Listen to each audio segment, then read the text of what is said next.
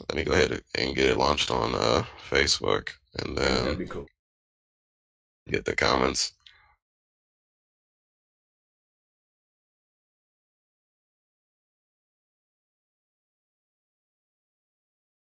You guys are coming on. Please just be patient with us. Again, you know, it takes us a while to get started up.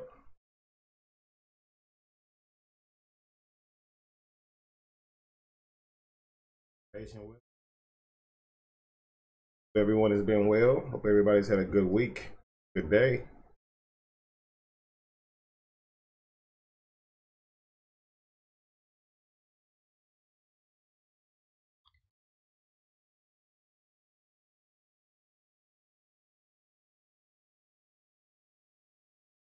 Yeah, I can see you now. What's good? What's good, everybody? What's up, Annex? Hello, Vegan Life. Razor JTV. What's going on? Going on 888. Unfriendly high. Hi, shalom and peace. And now, okay, I like that. Hopefully you'll stay tuned and you'll chat in and give your input. Hello, everyone. Jasmine Love Life, Papa, D Smith. Hello, everyone. Hope everybody is well. King of Swords, Atlanta. I see you. Bruce Richardson, peace, family. Dax, what's up? Mark, first one. Okay, cool. And welcome in. Hopefully you chat and drop some bombs with us, enlighten us.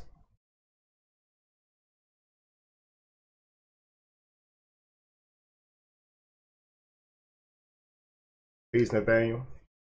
Appreciate that, brother. I'm gonna show it tonight too. Anybody who haven't saw it. Trinidad. Wow. Hello, Keisha. I hope everybody's doing well. So we're going to talk about tonight, should you or can you help someone who does not want to be helped?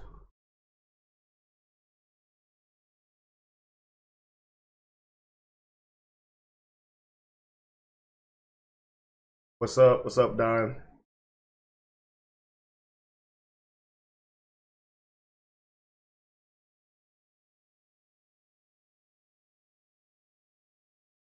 Appreciate that, Annex.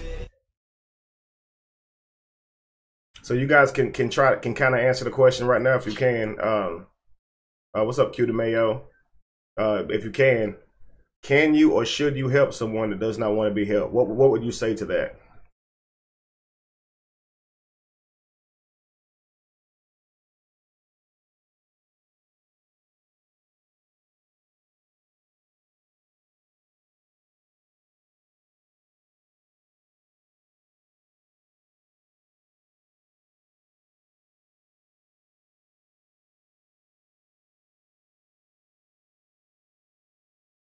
Give you guys a minute to comment. I know it takes some time to come up.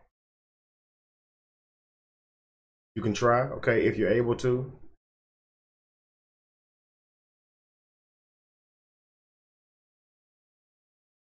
One moment. Thank you, One Love Life. Absolutely. Thank you, One Love Life.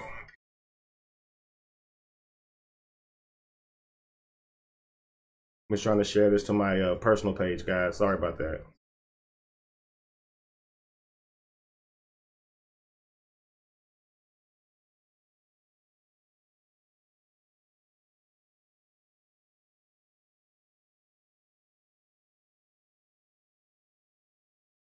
Let's see. If they're not ready, they won't receive it. Okay. Someone said, "What is this?" This is an open forum. Today we're going to be openly discussing: should you or can you help someone that does not want to be helped? Okay, so that's just a thought we have in mind today. We're going to come from a couple of different angles. I try to discuss a couple of different perspectives. If you have any, please comment and enlighten us. We may have time for some calls, but we're going to discuss this as we do have a lot of people in our lives who we're trying to help, right? And some of them may not want help because they don't know that they need help, right? So it's not as simple as they just don't want to be helped. So we're just going to try to come from a different perspective today. Thank you very much, Annex.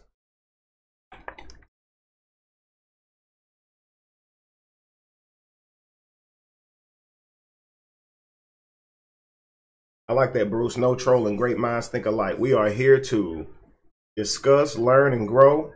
Correct each other if we're wrong in a loving manner. In order to grow, we're not here to insult one another, right?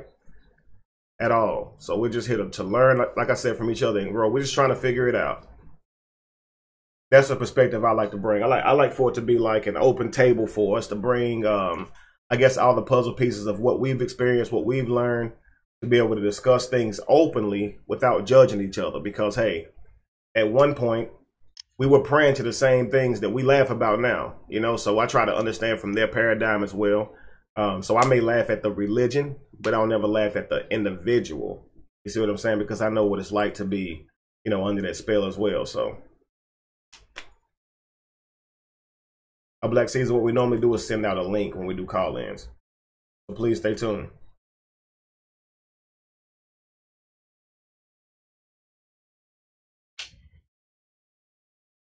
That some are not ready for the truth. Let me find that comment again. Was at the top? It's probably still up there. It's just probably right in front of me.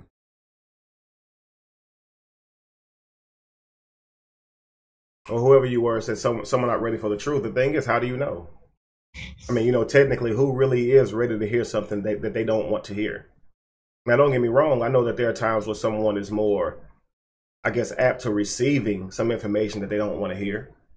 But at the same time, how can we gauge when it's time? Because most of the time we are offering this information. It's not that they ask. We may just post it on our wall. So it's not like most of us are even bringing this stuff to our families. You know, we post about it and they may see it. But a lot of times, man, we're not out here trying to just go to people and talk to them about it because we know what's going to happen. Thank you very much, God is majestic. Indeed, I will.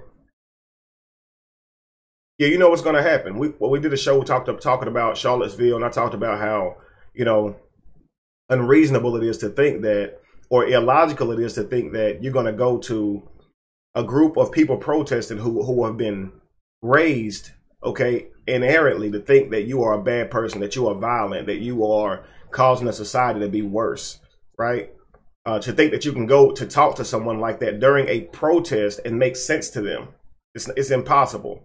It's the same way. If you go to your family members with this information and they have no foundational learning at all, or even where to start from, obviously they're going to say that you're evil.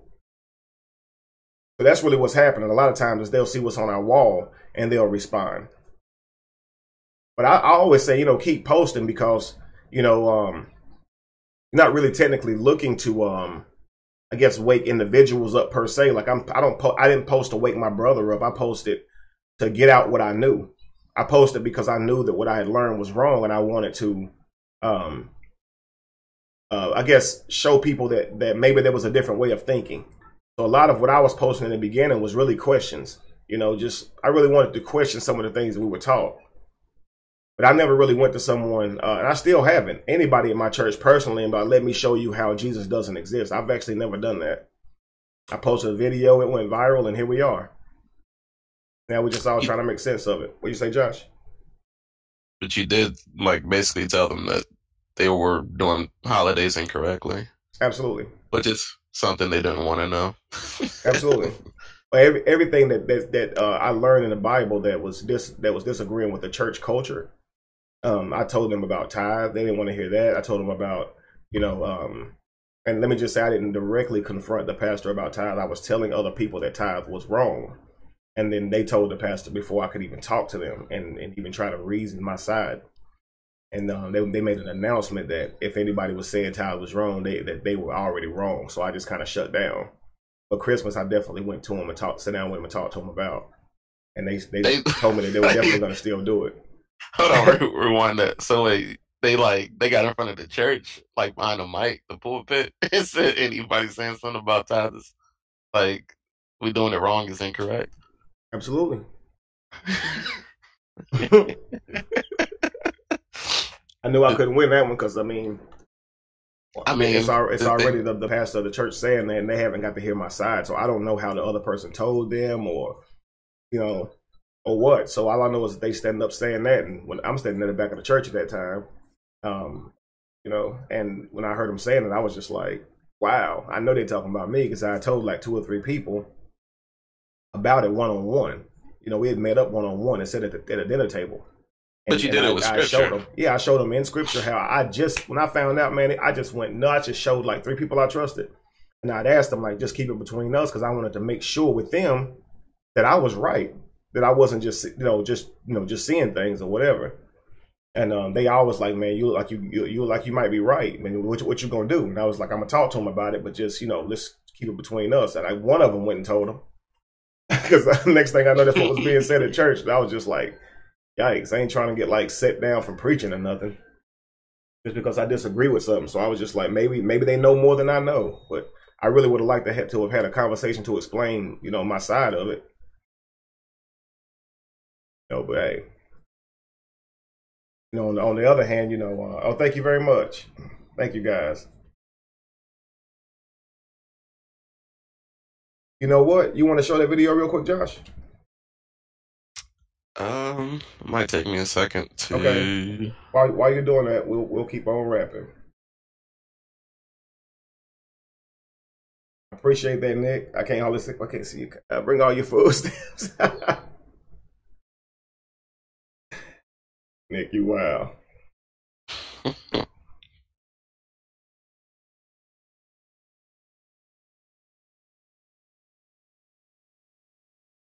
Man, I miss you guys this week, man. I've been spending this whole week trying to work on these songs and produce that video. And it feels like 2 or 3 weeks went by and I haven't spoken to you guys. Josh was saying so himself. He was like, man, it seemed like we hadn't been on here in a while. So it's good to see some of you guys' names pop up and read some of your comments.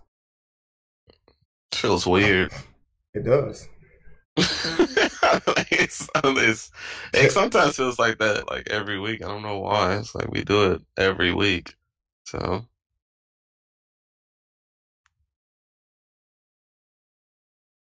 I hear you, Tim. A lot of people, go to belief in fictional characters for different reasons.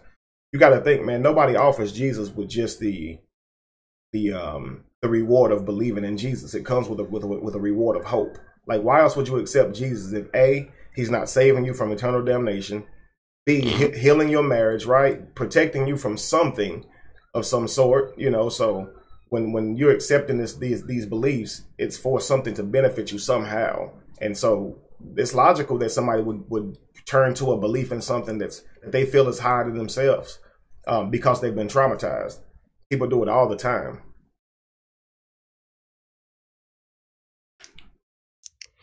I don't. Do you think it's possible to genuinely love someone you really haven't contacted? Like, again, we have a superstition that they're there. Well, again, let's talk. Okay, so Josh said, "Is it possible to genuinely love someone who you have never saw?" Again, let's talk. I mean, like any communication, like no, truly, of course, yeah. But remember, we talked about this right here. Like Caesar said, he got on to see blood today. Oh, that's probably good. So anyway, you said, is it possible to love someone who you have truly never had any contact with or saw? Think about it. We talked about this word last week. Love is not a real thing. Love is a word that we attach to a feeling. So to have an expression towards something, to feel that you need it in the way that you would say, I love it, I can't live without it. Absolutely, you can. You can have an emotion attached to something or someone that you have never saw or touched if you believe that strongly in it. Because what you're attached to is not the thing, it's that emotion that it makes you feel. That's all it ever is. You see what I'm saying? Like the security, right. Like maybe, okay. Right. I mean, you have to think, man, there's hundreds of thousands of people on this planet who die every day, right? But we don't feel any pain from that unless it's someone close to us. Why is that? Because you feel that you love them. But what it is you are emotionally connected and you feel that you need them in your life somehow. You see? This is why you feel, it's not that you don't care about all the other people that die, but it's that you are attached to someone else. It's an emotion, it's a feeling. So if you're talking about, someone, being in love or feeling that they can love someone who they've never truly saw, we saw it so long. I mean, I believed in this stuff for so long, so I can tell you, it's definitely possible. In the way that love is really truly meant, because it's not a real thing. You see what I'm saying? Now, can you touch it? No, but you can love it. You can emotionally feel attached to it. Absolutely. Makes sense. It's a connection. Someone said, yeah, absolutely. It's emotions. And that's what they play on. They know, I promise you, man, and I'm not talking about Christianity. I'm talking about every religion. They play on your emotions. I think number one is your fear. If they can get you scared of hell, they can get you saved. You see what I'm saying? If you ask a Christian, what exactly are you saved from? Because they say, my God is all loving, but I'm saved. What are you saved from? Hell. Well, who made hell? God. Okay, so time out. Wait a second. You see, that creates a big problem. God is all loving, yet he saved you from the hell he created for you if you don't ask him to save you. Do you see how big of a problem that creates? So fear, number one, you get afraid of hell. They tell you it burns 7 times hotter than the oven and that it lasts forever and ever and ever. And that's what they're telling a child. And a child can't even grasp forever. You like I still can't even grasp it. As an adult, like forever, like how in the what kind of punishment is that you're gonna burn somebody forever? You see what I'm saying? Like it's nuts. So of course that's gonna scare a child. They don't even have a way to even find out if hell exists. I mean, they're a child. You're telling them about hell, and then they turn into adults who are arguing with you about the very place that they've been convinced to believe in. Someone says, leader for Christ says, Kevin, you a lie. I'd imagine that come from you, but just by looking at the name. That's what I was even saying. Just looking at the name, I could very well imagine that. People get to the point they put that as their username, like their online moniker, whatever. Like, again, yeah, man, you good. Yeah. you good where you at. Religious people, they can't just have their belief. They have to subscribe to it openly. They have to be their belief. That's why you see so many times people saying whatever they are for Christ, Christ's leader, such and such follower of Christ. Some people even willingly call themselves sheep. Like YouTube them names and they call themselves sheep, God's sheep or chosen flock or something crazy, man. We have to evolve. We have to grow. My favorite are like the warrior types, but all they have is like the Bible. Like they the warriors, but like all they do is quote the Bible. It's like there's no power behind anything that you're about to say. Unreal, man. I put on Facebook yesterday. The name Jesus is said to have the power to cast out demons, right? Mm-hmm. Do you know how many people in this world are named Jesus right now? Yeah. Somebody just said like, Jesus does great roof work for them, yard work. There you go. I mean, think about it. If your name was Jesus, you can never be possessed. You should never. Like you should be like immune. And not only that, everybody that says your name is also cleansed. So just you being around and them saying your name, that also cleanses the demons.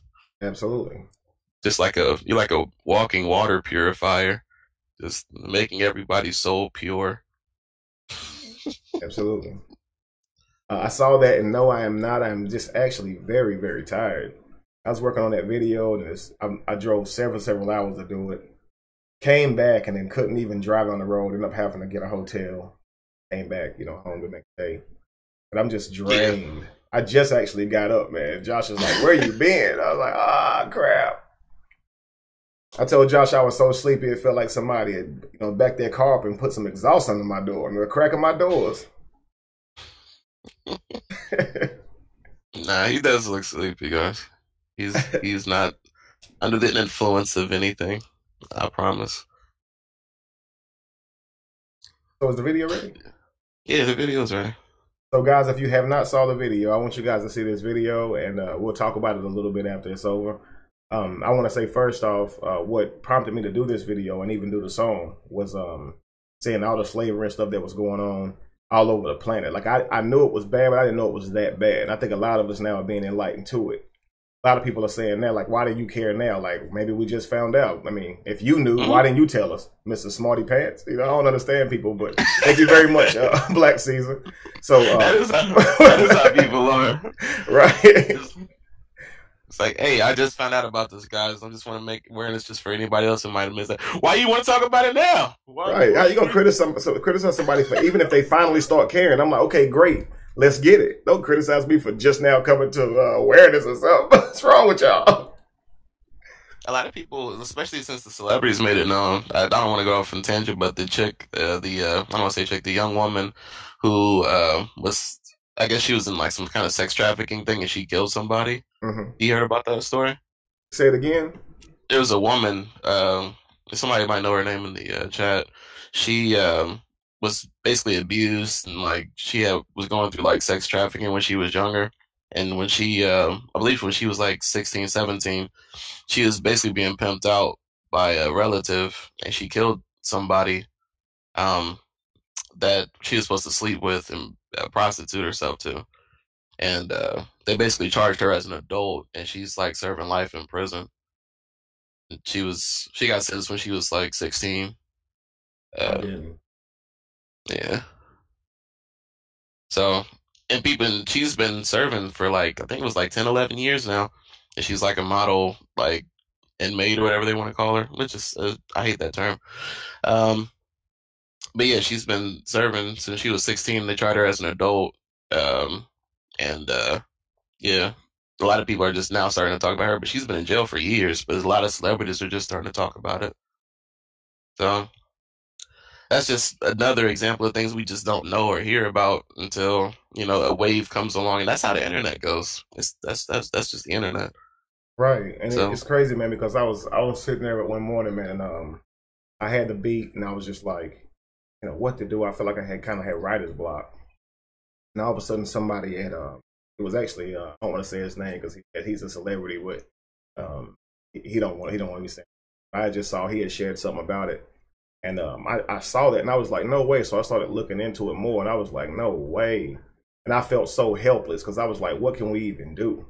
So I was like, the best thing we can do is, you know, raise awareness. So I hit the studio, hit my man up, Deuce, you know, True G. If y'all want to look him up, True G Productions. I hit him up on the way to there, wrote it, and we was doing a video within the week, and we got it done because I wanted people to be able to see from our point of view what's really happening. But I wanted, you know, people who classify themselves and go under the description as black to understand that, like, we cannot keep pretending like we don't see this stuff. You see what I'm saying? That's the thing that bothers me is you have religious people over here who pray every day, you know, and half of them ain't even asking for anything about that. They're asking for things in their personal lives. So very selfish. You see what I'm saying? But on the other side though, we as conscious people, we can be that way too. And it's really more on the flip side of trying to go within because we've had so much time removed from ourselves. We're trying to grow. But a lot of us, man, we so really helpless. We don't even know what to do. So it's kind of like, what can one of us do about Libya right now? What can any one of us do? So all we can do is make so many people aware, and hopefully together we can do something. So that's my attempt here. So right. But you know, with no further ado, if you want to go ahead and hit play on it, then we'll talk about it some more.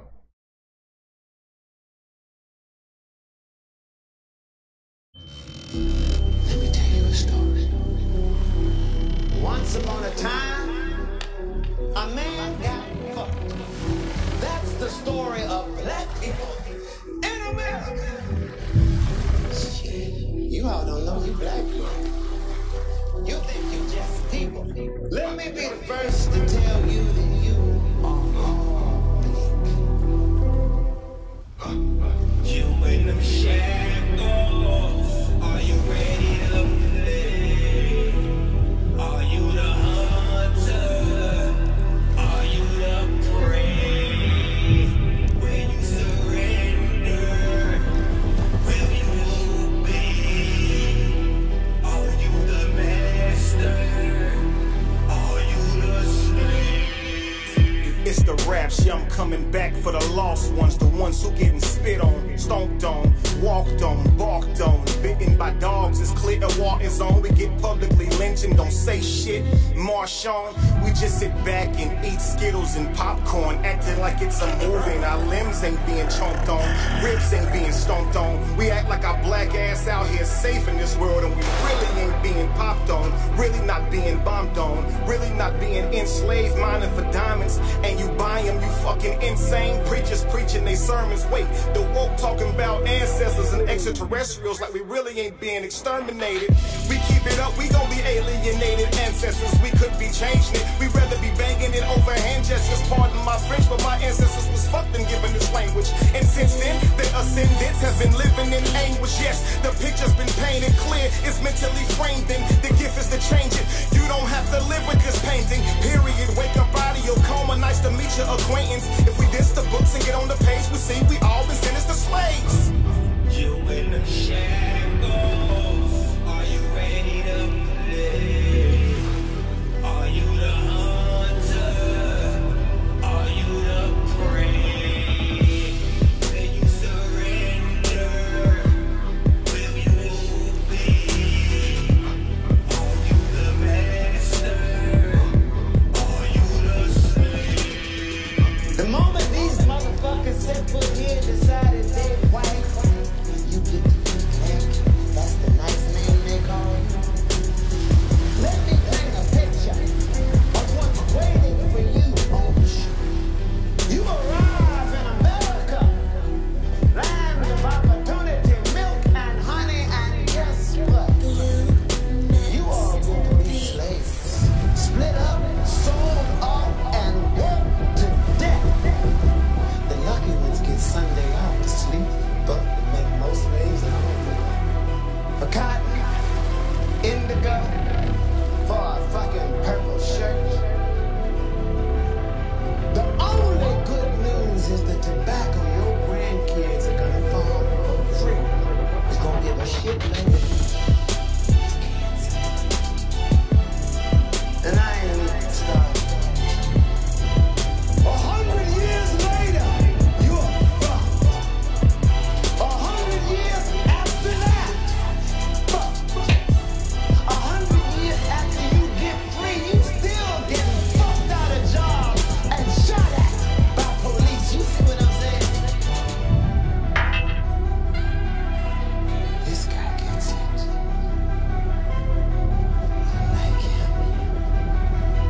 He's Mixed beats. angry as wood.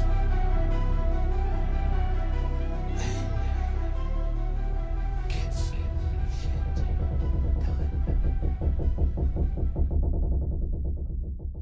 Watch TV, I might just bug out. Take it by answers, it's got me. Hey guys, last call. Someone listening. Someone listening.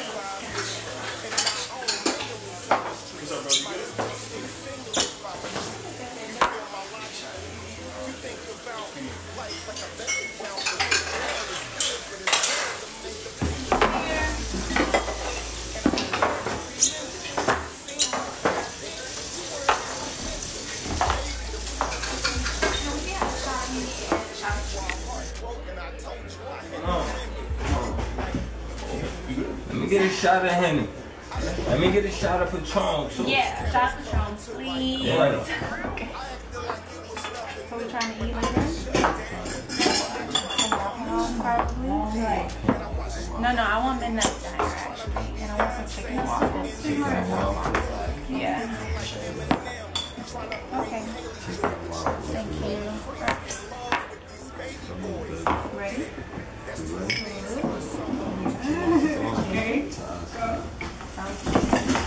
Ready? Hey, stay warm, my brother.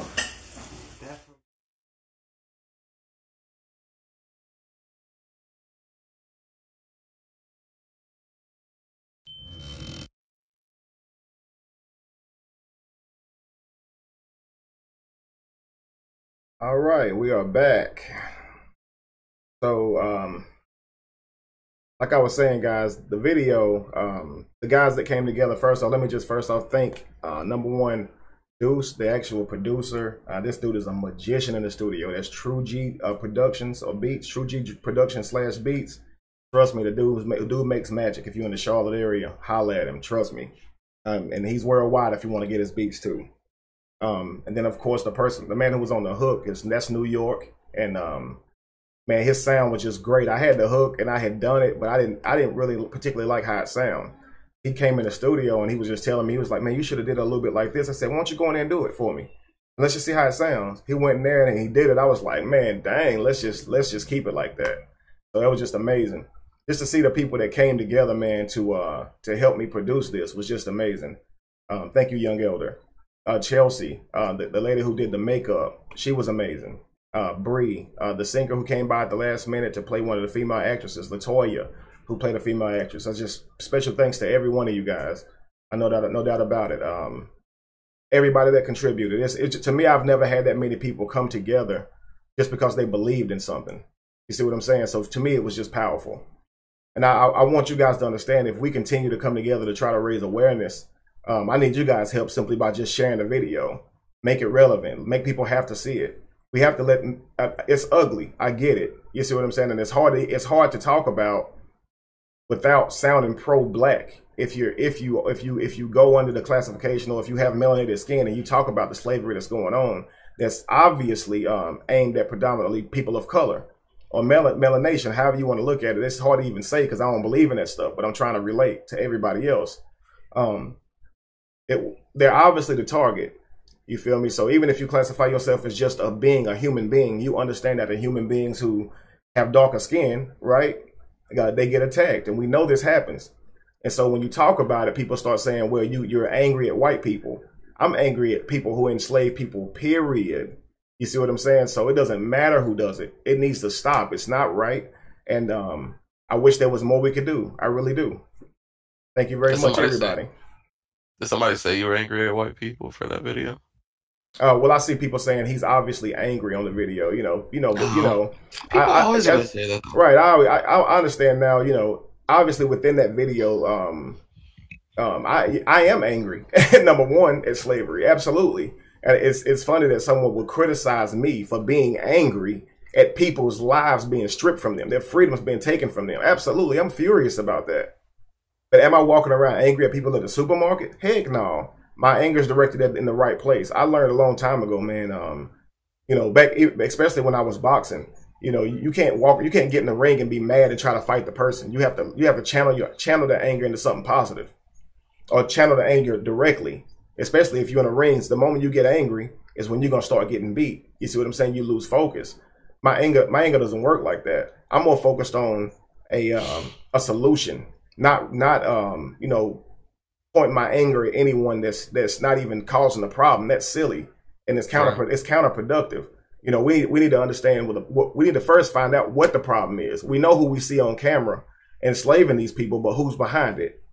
And if enough of us care about this, we will force the media to have to address this issue and force somebody to do something. I mean, something got to be done. I mean, I don't even know. Like I said, I feel lost. I feel helpless. So yeah. And like I said, that's the sad part about it. For me, it's like we understand that we're all trying to grow and evolve. And like I said, you have preachers preaching their sermons, but then you have the conscious people talking about ancestors and extraterrestrials. All this stuff is cool. I want to learn all this stuff too. But at the same time, right now, people are being enslaved. They don't have the option to think about ancestors or nothing like that right now. Just imagine if that was you sitting over there. So I feel like when other people are being enslaved, we all need to come together and do something about that.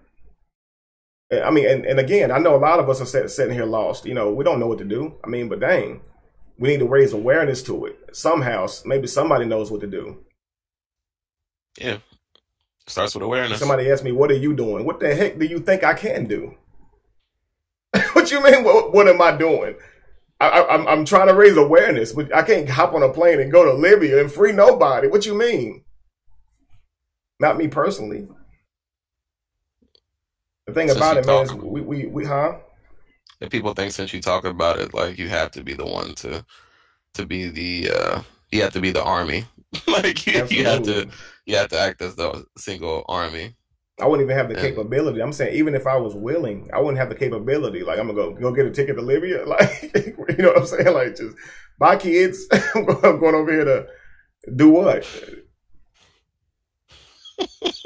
But I mean, you know what I'm saying? We need help. We need help with this. I think we're the we're the very few people that actually attack each other for like awareness, like bringing awareness to issues. I don't think I've seen this in any other like community. Hmm. Like I don't know. I'm pretty sure I haven't.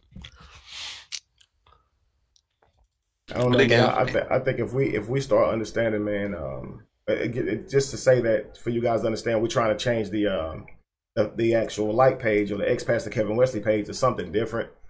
We were thinking be the evolution, and the reason I say that is because we keep talking about an evolution coming, but I want people to understand that we have to be the evolution. We're talking about tonight, can you help someone who doesn't want to be helped? And we're going to definitely get into that. But I just want to say this. When I say in this song, preachers preaching their sermons and the woke talking about what they talk about, I want you to understand what I mean by that. All right. When you have the people who believe in Jesus, what they're waiting for is Jesus to come out of the sky, crack the sky open, right? And free them and fix this world and make it new again or do whatever he promised, right? That's what they're looking for. Then you have so many other religions, right? Because they believe they're going to be in a better place, but they believe in a new world. You see what I'm saying? But they're waiting on he coming back one day. You know, we all came from it, so I don't even have to go into depth, but we know the belief of a Christian. But there are many religions who subscribe to a belief and who are waiting, you know, for God to come and change something for them. The thing that I don't want to be doing on this side is to be still waiting on somebody or something to come and help, even if it's not a fictional character or a character that you can't see. You can't be waiting on ancestors either. You see what I'm saying? You can't be waiting on your friends. You can't be waiting on your youth.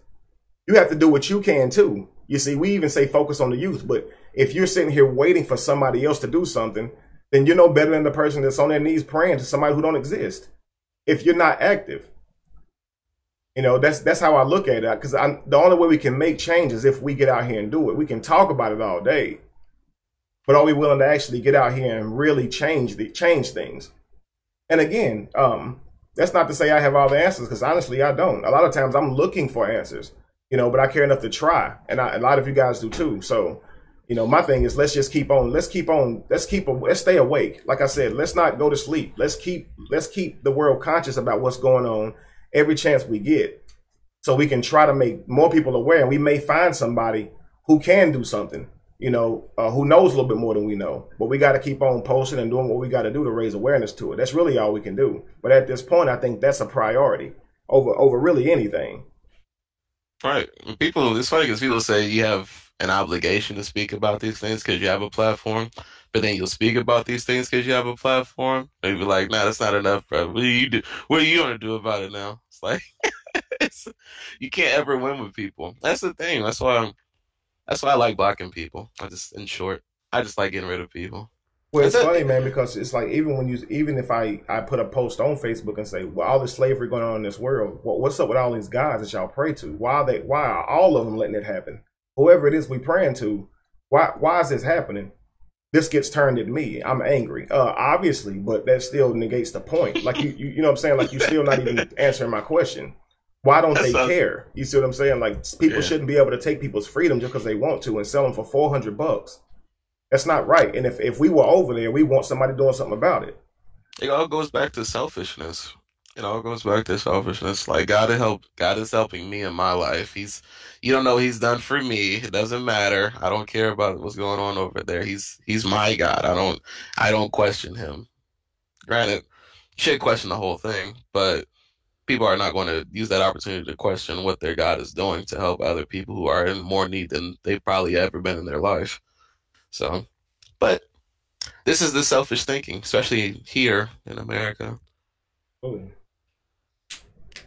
Well, again, we titled the video, should you or can you help someone who doesn't want to be helped? So first, go ahead. I was going to say, I think it's great because we have people, like, I think 2 people who are just here, like, just saying, like, you're going to hell and things like that. And, like, basically just, they don't care about the information you present. It's like, Kevin, you're wrong. Kevin. Like, It's not. They're so focused on you as a human being, like they're not even listening to the words that you're coming with, or the information, your knowledge you're coming with. It's like, Kevin, I have a problem with you. Like, Jesus is real. I hate you, Kevin. Jesus is real. I hate you, Kevin. Jesus is real. Y'all going to hell. Absolutely. It's like, this is a perfect example. Absolutely. Thank you, BDP. Well, because, you know, they see you, and again, they see you from their paradigm. In their mind, no matter what you say, you're a bad person simply because you don't share a belief in a character that I myself have never saw before. I have never heard from before. And I'm mad at you personally because you're telling people that they have no real reason to believe in this character that I have chosen to believe in. That's literally what you're mad about. Yep. And when you think about it, you're an adult. Out of all the gods, I chose this one, and you're attacking that one. I don't like it. Like, you're telling me that one isn't real. Like, Absolutely. Like, you tell other people basically theirs God isn't real. You don't defend Zeus. You don't defend Krishna. You don't defend all these other gods. Like, you do the same thing on a regular basis, on a daily basis. We just go one God further. 100%. Sometimes, man, it's funny because I'll be on like a different, like a preacher stuff, right? I don't know why, but it'll come up on the side and be like they're live. And I'll watch them do their thing and be telling people that God gonna give them a blessing if they send money and stuff like that. And I noticed that not even Christians are on there telling them that that's wrong. You see? No. But I'm saying, but they'll be on. Now, a lot of them do. Like I'm saying, a lot of Christians will even comment on my stuff and be like, I know that's wrong. Now, a lot of Christians, when I went to church, knew that was wrong. They don't be sending their money in. Like, we tithe, but we didn't send our money into places thinking that God gonna double it and triple it if you give a number that's 4 times 4. I hear 32. If you send 32, God gonna bless you with $3,200. Like, no, we didn't believe in stuff like that. Video. So, yeah, LaShawn sent it to me. I should have saved it. Yeah, he was like 41 weeks or 41 days left in a year or something. And it's like, if you donate 41 today, God told me He's going to bless you and double and triple and blah blah blah. People are selfish. And again, people, when they ask for these tithes, they never say, "All right, y'all, we need to fix some pipes. You got to get some new things." And this right here, I'm saying is simply what they call offering. This is seed. So tithe you give to your church. This is taught. You get your tithe, even if you visit another church on Sunday. You bring your tithe to your house. That's what they teach you. But this is offering. And what I'm saying is, a lot of people know that God don't work like that, even in the biblical sense. But you don't see them on these other people's forums telling them you're wrong, you're conning people and using God or using Jesus to do it. But they'll be on my stuff telling me I'm going to hell. When I'm like, these people are literally using what you believe in to manipulate people, and you know it, but you won't say anything to them. You know why? Because they think they think they're holy. They think that magic has been sprinkled on them. I promise you, this word anointed has really got a lot of people's mind messed up, man. You are anointed. You spooky. So you can't say anything bad about him because God has anointed him. Like, ooh, anointed. What is that? Thank you, King of Swords. He's been anointed, so you can't even talk about him. Touch not thine anointed. You know what happened to the children when they insulted, Ezekiel, Elisha. So that's the kind of thinking in the church, man. You don't even confront somebody who's supposed to be chosen by God, and they know they get away with crap because they hide behind that false belief. It's almost like if you get a robot and you're going to give it a trigger switch to control it, you could words like anointed and things. That's what you would use if you're going to make somebody feel that they are beneath you without actually subjecting them to any real type of order. By saying I'm above you and you're beneath me, you do it in a way where you say I'm chosen, I'm anointed to be your leader. You see what I'm saying? It's not that I'm better than you. We all equal. None of us are holy. None of us our righteousness are filthy in the eyes of God. But I'm chosen by God. So now I still get to put you in a position of being my subject because I'm your pastor. Yes. I'm your shepherd now. Now you have to do what I say, right? But I'm not coming off as your boss. See, you're not a slave. But really, what are you? If you can't go do something, because I couldn't go somewhere else and preach because my pastor would tell me this before, I was a youth pastor. But when people would ask me to come and preach, I had to ask him. And he would be like, nah, I don't think you should go to this one. or whatever. It was like you had to be sent. You had to have approval. You had to have a covering, what they would say. Thank you very much, LeSean. So it is very much. Don't even worry about it, bro.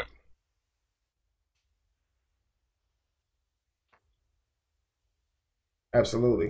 Thank you, LeSean. And let me first say, guys, I meant to say this at the beginning, but again, I'm very tired. But donations are very important. And, we ask that you guys do donate if you are getting something from the show. If it is benefiting you in any way whatsoever, please give us $1 or $2 to show us your support. We do need the funds. We are trying to move forward and grow. Okay. Thank you very much. And also, just to give you guys a heads up, we have gotten up to around $620 for raising for the tent feedings of this. They're trying to do it before Christmas, guys, and the feedings of the homeless.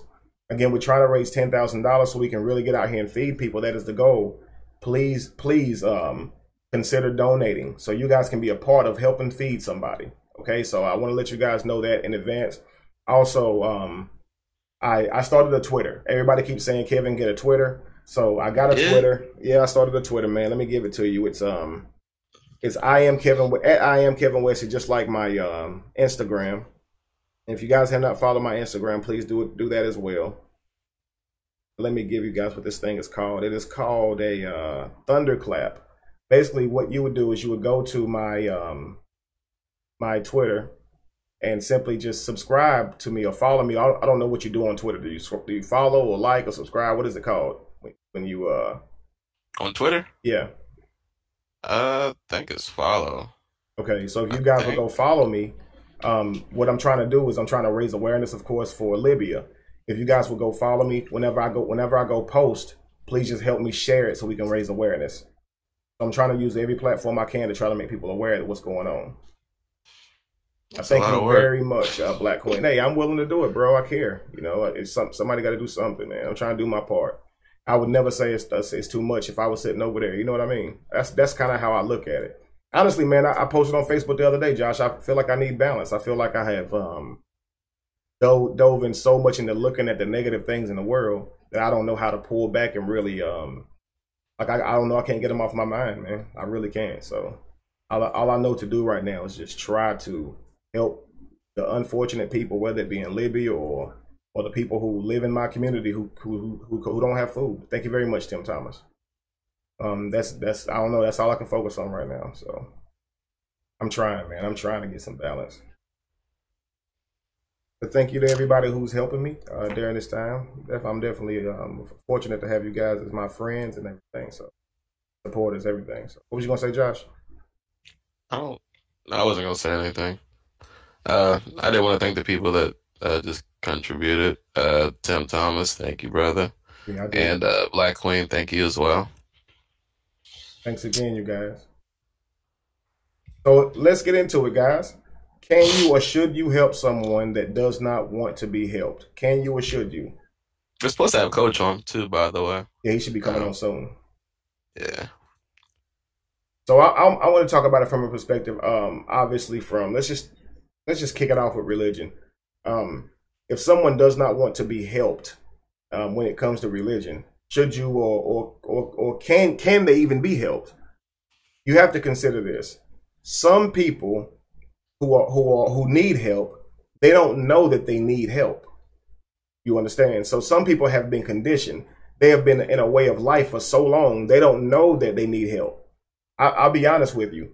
I understand now that I need help in places that I didn't think I needed help in. I said this last week. I spent my whole life working for other people. You see, I owned a gym one time, but it wasn't it was a gym. It wasn't like trying to create something from nothing like now. Like, losing my job like I did now. The gym I planned for and did that. But when you're talking about being conditioned into a way of thinking, you don't know that you need help. You don't know at all. I didn't realize that my life was I guess short-handed, I guess, or dealt a bad hand until I started going to school. Like, my grandmother raised me, right? And I did, Josh. I just talked about it. My grandmother raised me, but I didn't realize or feel some kind of way about it until I started going to school and seeing people that had their families around them. So at those moments is when I started feeling uncomfortable. Like, oh wow, y'all live with your mama and daddy. I really didn't think about that as a child. Like I said, I grew up with my grandmother since I could remember.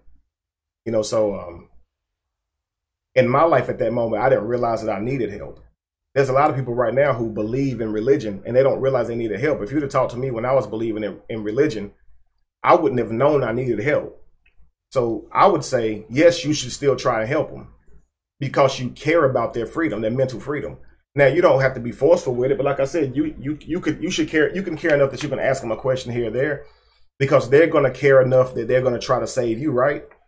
I feel like this. If they care enough to reach out to you and try to give you a scripture or two or try to get you to come back, then you should care enough to respond to them in a way that they would have to read what you say as well. Yep. Absolutely. You know, just intelligently. If someone, even if they come at you with just a scripture, you can simply tell them, explain to them why posting that scripture is irrelevant because you no longer share a belief with them that Bible is the word of God. It is just a man-made book. So posting scriptures from it will not do anything to me. Now, if they come back with another scripture, that's okay. You've already made your point clear. But I mean, I've seen so many times that, you know, a Christian will come at somebody and they'll come at them in a way that we know it's going to be unreasonable because they're already upset because you're confronting their beliefs. So they're not going to be patient or they're not going to be like the epitome of what you think calm is. So a lot of you guys respond back with the way you should respond. Hang on, let me see something. Hang on, Josh, I'm gonna find it.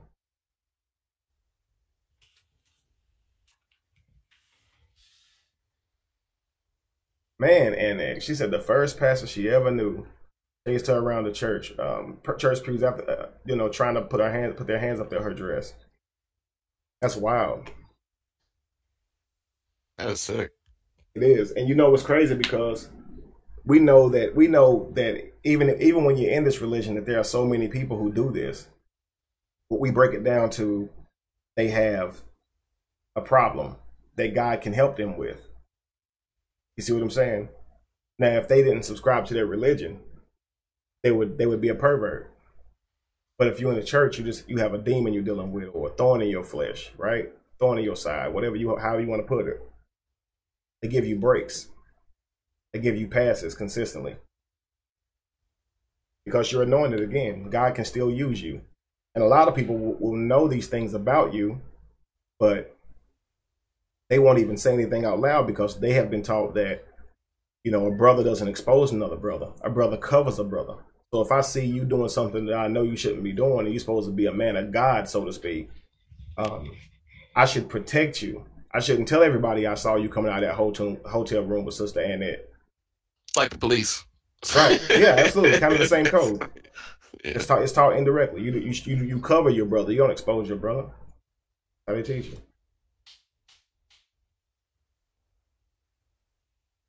Yeah, someone said you can ask for forgiveness. Absolute nonsense. Ask for forgiveness from whom? Right? You have done something to harm someone else, and yet you're going to ask a character in the sky for forgiveness. And that's acceptable to the group that you're supposedly teaching every Sunday or every week or supposed to be leading in front of. That's acceptable. You know, it's funny. Josh and I was laughing the other day, and it was like, if you want to get away with having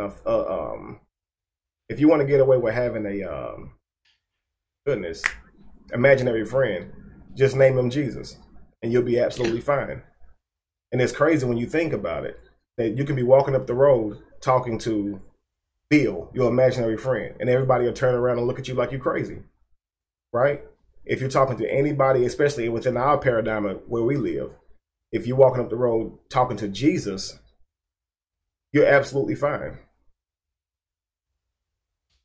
Neither one of them, though, have ever been seen or spotted in real life.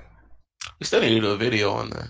Mm-hmm. But yes, we need to do a video on that, I think, to really illustrate. Mm-hmm. Like, as long as you have the right name in mind, then you can talk to your imaginary friend. I might get with my cameraman. He make magic. I forgot to mention him earlier, but Tacoma is the man. I might have to get with him and actually shoot an actual video to show how ridiculous that is. You know, I'll be walking down the street talking to my imaginary friend, and everybody gonna treat me like, you know, what's wrong with him? Try to have me locked up. They don't walk down the street talking to Jesus, and everybody will be like, look at that man of God over there. That's, good man of God. It's a good man. He's a good brother.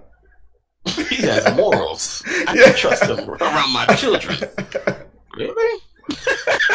That's how you know that's how you know you've been programmed. Like easily so. Easily so.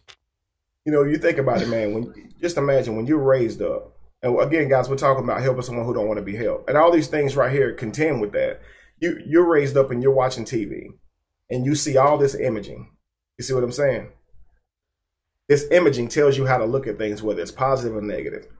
If I was to say, imagine a color that's pure, you're going to say white. And you're not going to be wrong for saying that, right?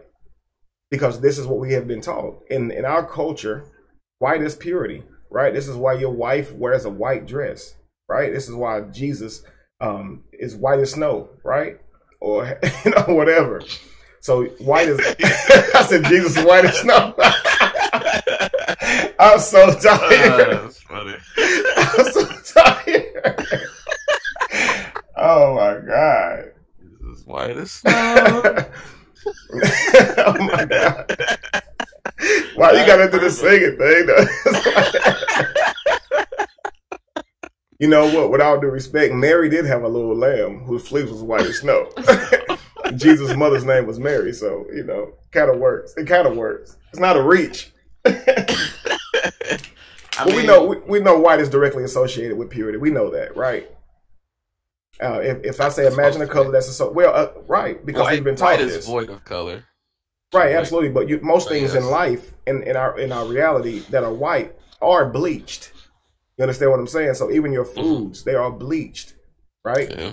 So when you think about things that are white, that's not purity, right? But we're not even talking about white. And somebody may hear that and be like, "Look at Kevin hating on white people." No, I'm actually talking about the color white. And you're not white either if you think you're white. Somebody told me the other day that when I did the video on black carrots and black vanilla, they was like, well, vanilla and carrots aren't actually black either. I was like, they're called black. But if you're arguing that, you have to argue the fact of if I'm black or not, because that's definitely what I'm called in this world is black. I'm obviously not black. Your beard is black. We're not right. We're not arguing that. You see what I'm saying? But people are gonna say what they want to say. Wow, what was I saying? I'm sorry. Oh, my bad. So again, we've been taught to look at black and have negative feelings towards it. The same way we do this stuff with everything, because this is how the brain works. The brain works by associating things. This is how it survives. It's how it protects itself. It has to know what to think. So that's how programming starts. They give you these images when you're young. So now when you're an adult, you don't know the problems that you have. You don't know that you're racist, even if you don't hate black people. You're racist if you can look at a black person and obviously just feel fear just because they're black. You see what I'm saying? It doesn't mean that you oh, yeah, I did mention it. Oh, okay. I have to. One moment, guys.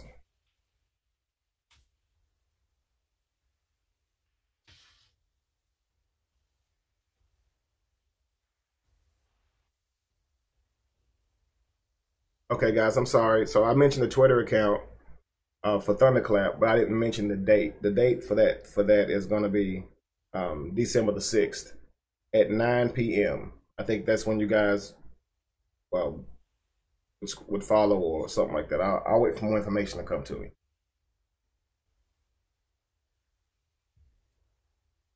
So anyway, guys, like I was saying, we actually associate the things that we have learned in life with other people, brand new people who have never done anything with us. If you have met some guy or some female who may have done you wrong, you may feel a certain way when you meet somebody that has that same name or looks kind of like that person or acts kind of like that person from the same place. And we do these things to try to protect ourselves. We don't know when to turn that off. You see, that's why I say we're robots. A lot of us, we really don't know how to think. We know what we've been taught. You know, in school, they don't test how well you can think. They test your memory, right? How well can you remember something? We was talking about this last week. So the goal is to understand how to think, how to really see people without associating them with something that you have learned in the past, and to do it in a reasonable way. I'm not saying go around being gullible and trusting everyone, but I'm saying understanding that, you know, if you're living by that type of paradigm, it's going to keep recreating the problem, right? So we talked about last week that we project out what we think. We talked about the projector, right? The projector's behind you in a movie theater. The screen is in front of you. What's happening? The projector is pointing at the screen, but the screen itself doesn't have the video in it or the feed in it. The footage is actually in the camera behind it.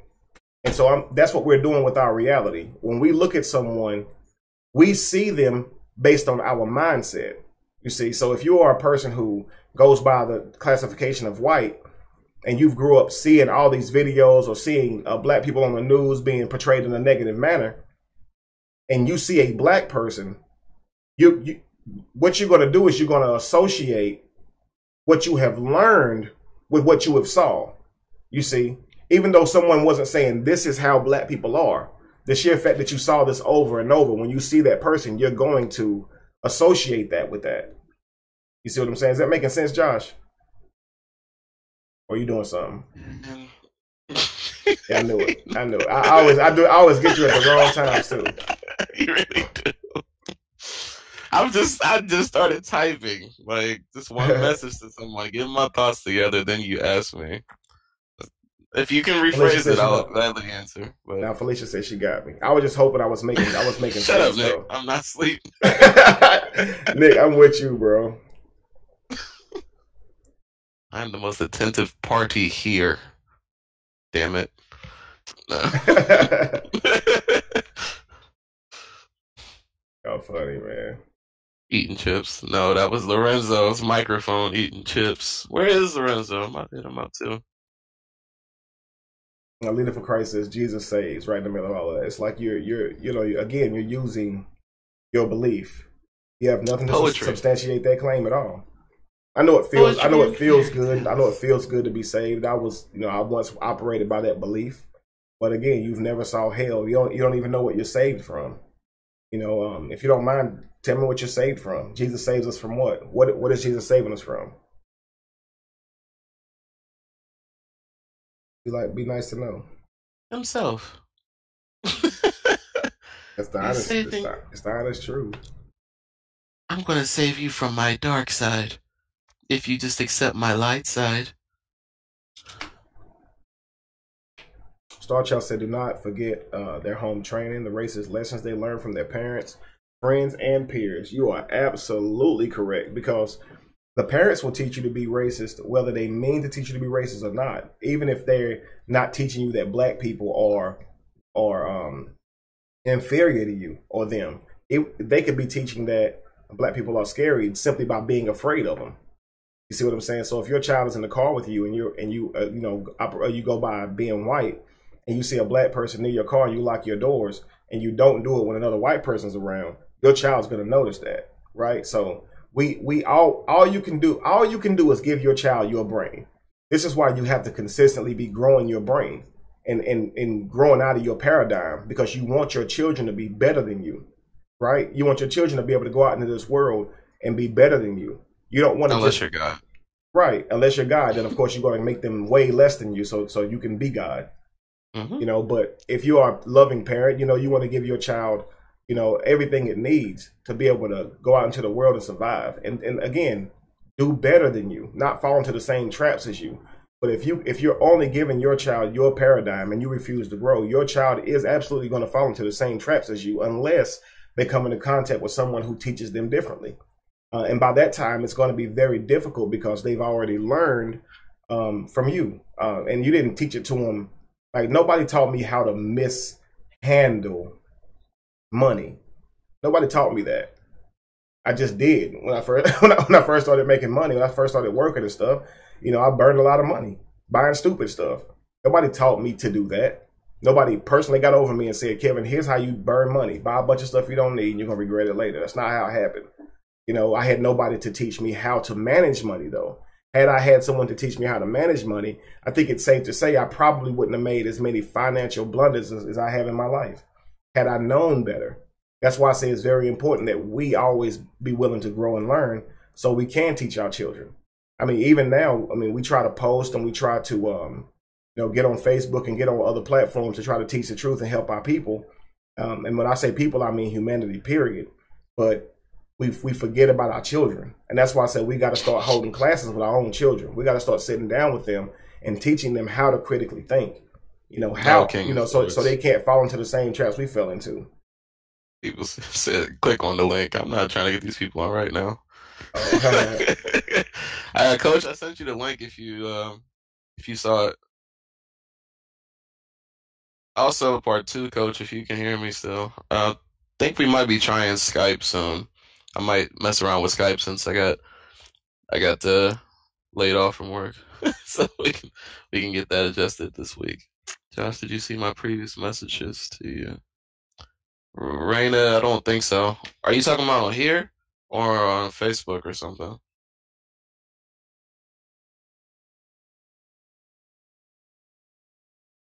Should Right. Christians think critically? You're a warrior of God. You're supposed to answer that question, aren't you? I was going to say, Alicia said, my grandfather used to say when I came home from school, did you learn how to believe? Or did you learn how to believe, or did you learn how to think? That's a good question. You should always be asking yourself that. Did somebody teach me what to believe? Or did somebody teach me how to think? The person telling you to always think, always be thinking, always have your mind working. It's wise. And the thing about it is, these books teach to lean not to your own critical thinking. Why would they teach that? You see what I'm saying? Like, you got to think about this. The very being that's supposed to create you is telling you that your mind is so lame that you can't even depend on it.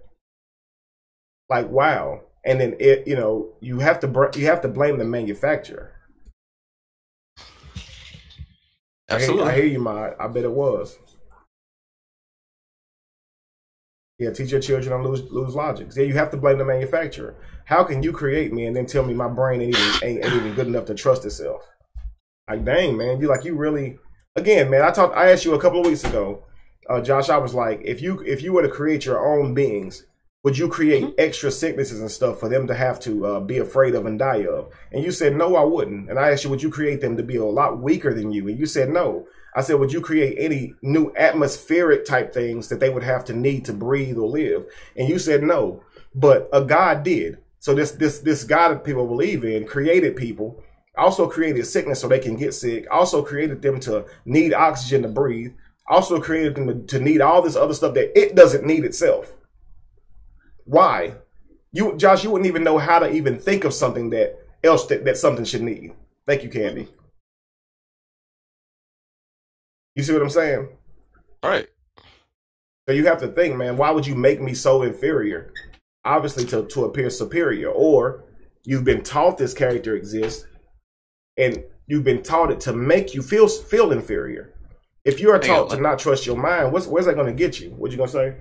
I was going to say, I want to answer Raina's question. She says, Josh, when I click the PayPal link and donate, does it come up in the live feed? Am I doing something wrong? No, you're not doing anything wrong, Raina. If you want your donation to show up here, there's a super chat. It's called a super chat. Below the chat, there should be a $sign. It's like a little square with a $sign symbol next to like emoji face or whatever. At least on my screen, or Kevin's screen, I should say. Yeah, so let me do this real quick too, just so I can. Yeah, and Kevin also does read the PayPal donations too. I'll do that now. Thank you, Dawn, very much. See here.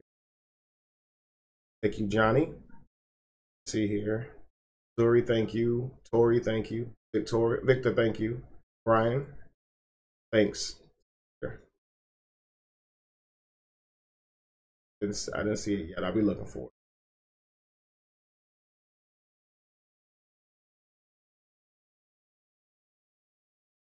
We'll be looking for it. Thank you, Anthony, Josh, Letitia, Artrez. Thank you guys very much. Dax and Dennis, thank you guys very much. If I'm missing anybody, I am truly sorry. I'll get it as soon as they come through. I'll keep my eye on it. Coach said he's trying to. He said his thing is his phone's acting crazy or the app's acting crazy or something. So he's working on it. Coach. Oh, I'm sorry. I didn't mean to interrupt where you were. Trying to Okay. think.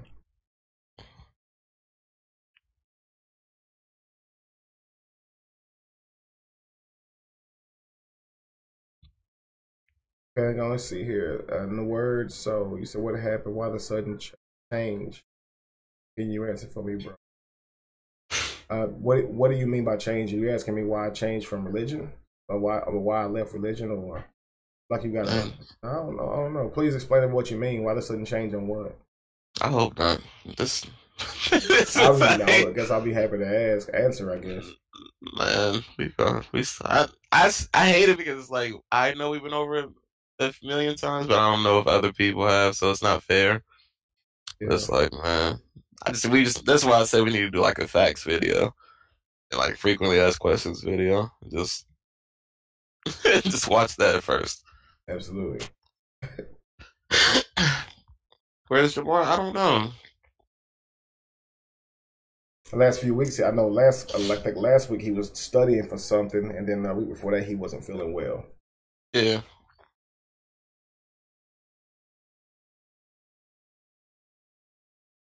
We're gonna do some updated videos as well on what's it? Well, some of his older videos, like the first ones he made, they have like over 100,000 views on his page, and that's the one people go to. We should probably update it. It's not showing up. Okay. All right. One sec, coach. The word said Josh. I said Kevin. Man, I asked you what did you mean. If you're gonna explain it to me. Thank you very much again, Ladon. I don't know what you're talking about. N-word. N-word. I said N-word. Maybe I should be saying N-word. I don't know. It just sounds funny. I didn't even know that was the person you was talking to. I thought you was talking about somebody else. Anyways, that's the thing with people online names is funny. It'd be helpful if it had like a dash or something. But anyways. Oh, again, real quick, I wanted to address this too. A lot of people commented on there and said, I can't believe Kevin cussed. Y'all have to stop. There's no such thing as cuss words, right? I don't cuss on a normal basis. But again, this song, I needed for it to be passionate. I wanted people to know exactly how I felt. There are people who are mining for diamonds, and people buy them and brag about it. Yeah, are you insane? Like, yes, that's exactly how I felt. It needed to be said exactly like that, I hate that people they put you in a mental paradigm and expect you to live up to their I want to say ridiculous expectations. You can't hold a grown man to not cussing because you just only based on the fact that you've never heard him cuss. Like, come on now. I don't make a habit of cussing. Obviously, I don't really feel the need to.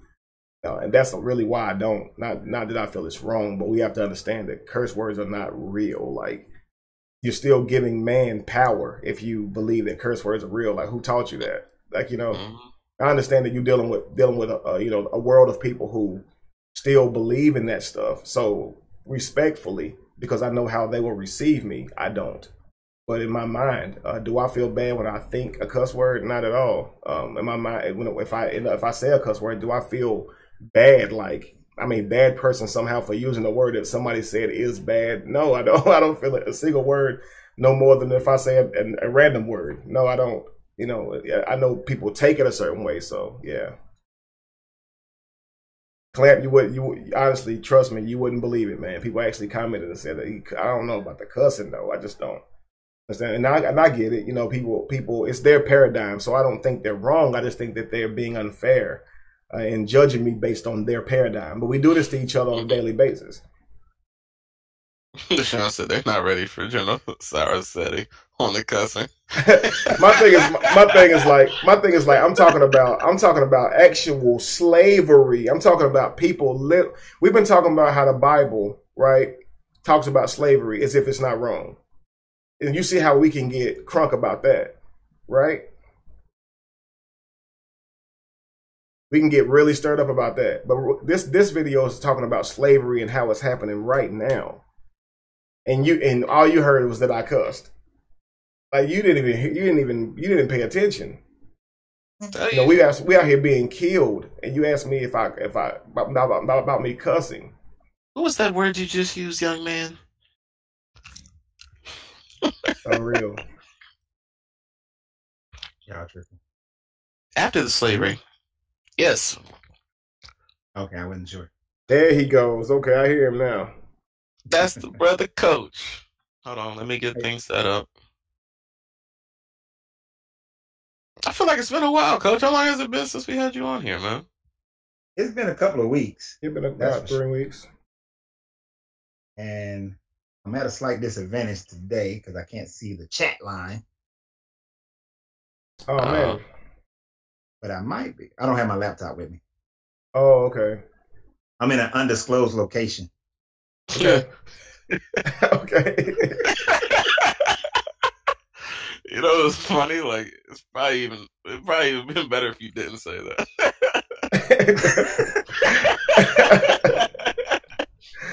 Hey, you about to transition to Josh? I don't know if they can see him yet. Okay. I'm just getting things fixed right now. Oh, my bad. Hold on, you know. Man, it's good to see you, brother. Good to see you too. I'm visiting. Just leave it alone. Stop snitching on himself. I'm trying not to even say anything. Stop snitching on yourself, coach. I have no clue. I'm just over here. I'm just going with the flow, man. Ain't got nothing to hide. Who I'm hiding from? Coach, you the one that's acting weird. We didn't even put this on you. We weren't even about to ask you nothing about nothing. We're just about to have a show. Really wasn't. Don't try to put this on us. Coach crazy. Putting it on you. Man, dang. That's not fair. Y'all hear Coach crazy, man. Somebody said undisclosed.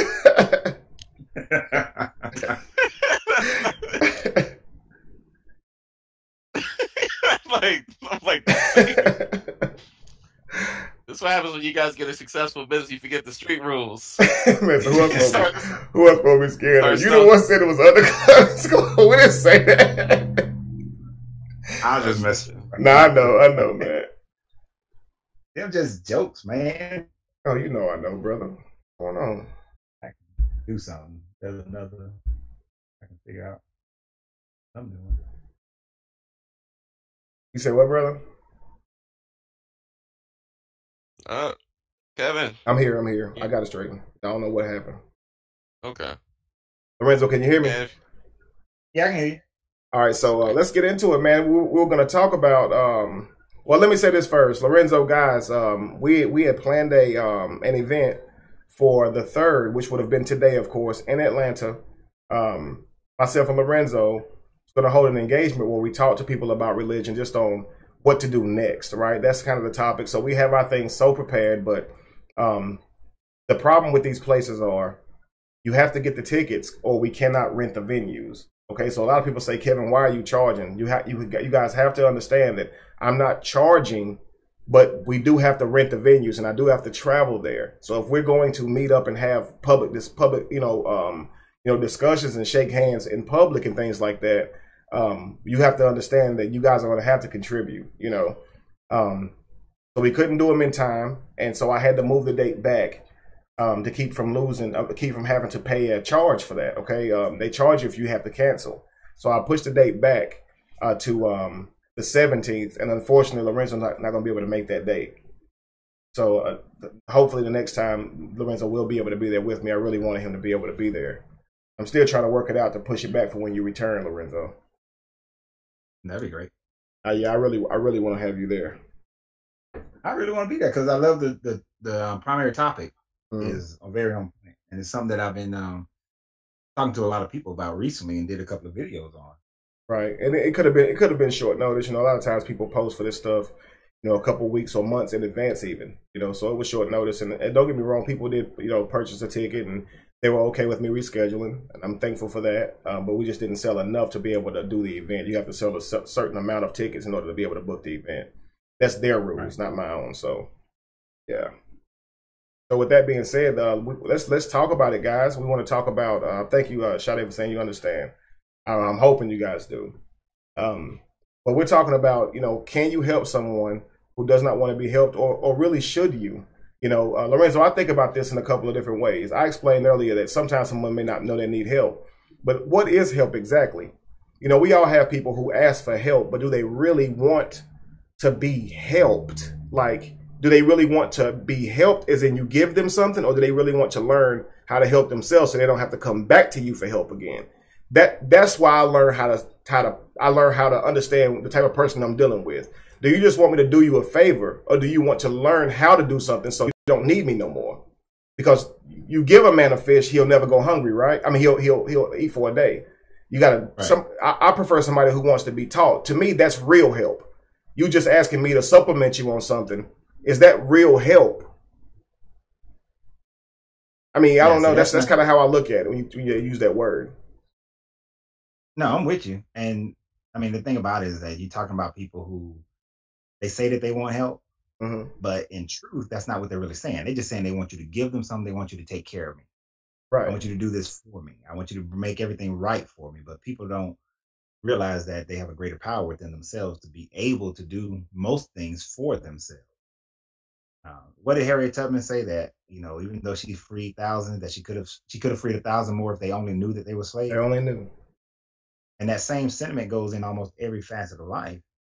If a person only knew, like people will say that I need help financially, but what they don't know is that they have the ability to help themselves financially just by learning how to better manage their finances. Absolutely. How to take their, how to live a life that's more conducive to their current rate of income, and then be able to invest that money in certain ways, whether it's building a business or in some other type of investment, or even go and get education into a field that's growing, not one that's already grown or dying, and then be able to grow based on that. And as they make more money, continue the same financial program that kept them in a secure location, in a secure situation.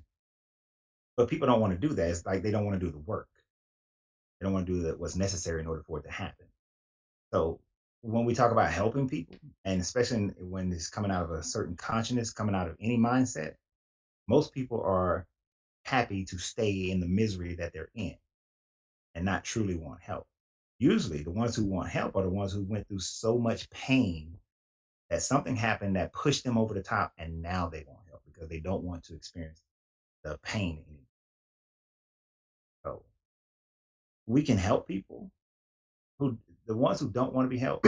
Some can come because of reason and understanding, but most are going to come when they reach a point of pain or frustration that's greater than what they're currently going through. Then they'll be helped. Then we can help them without frustrating ourselves too much.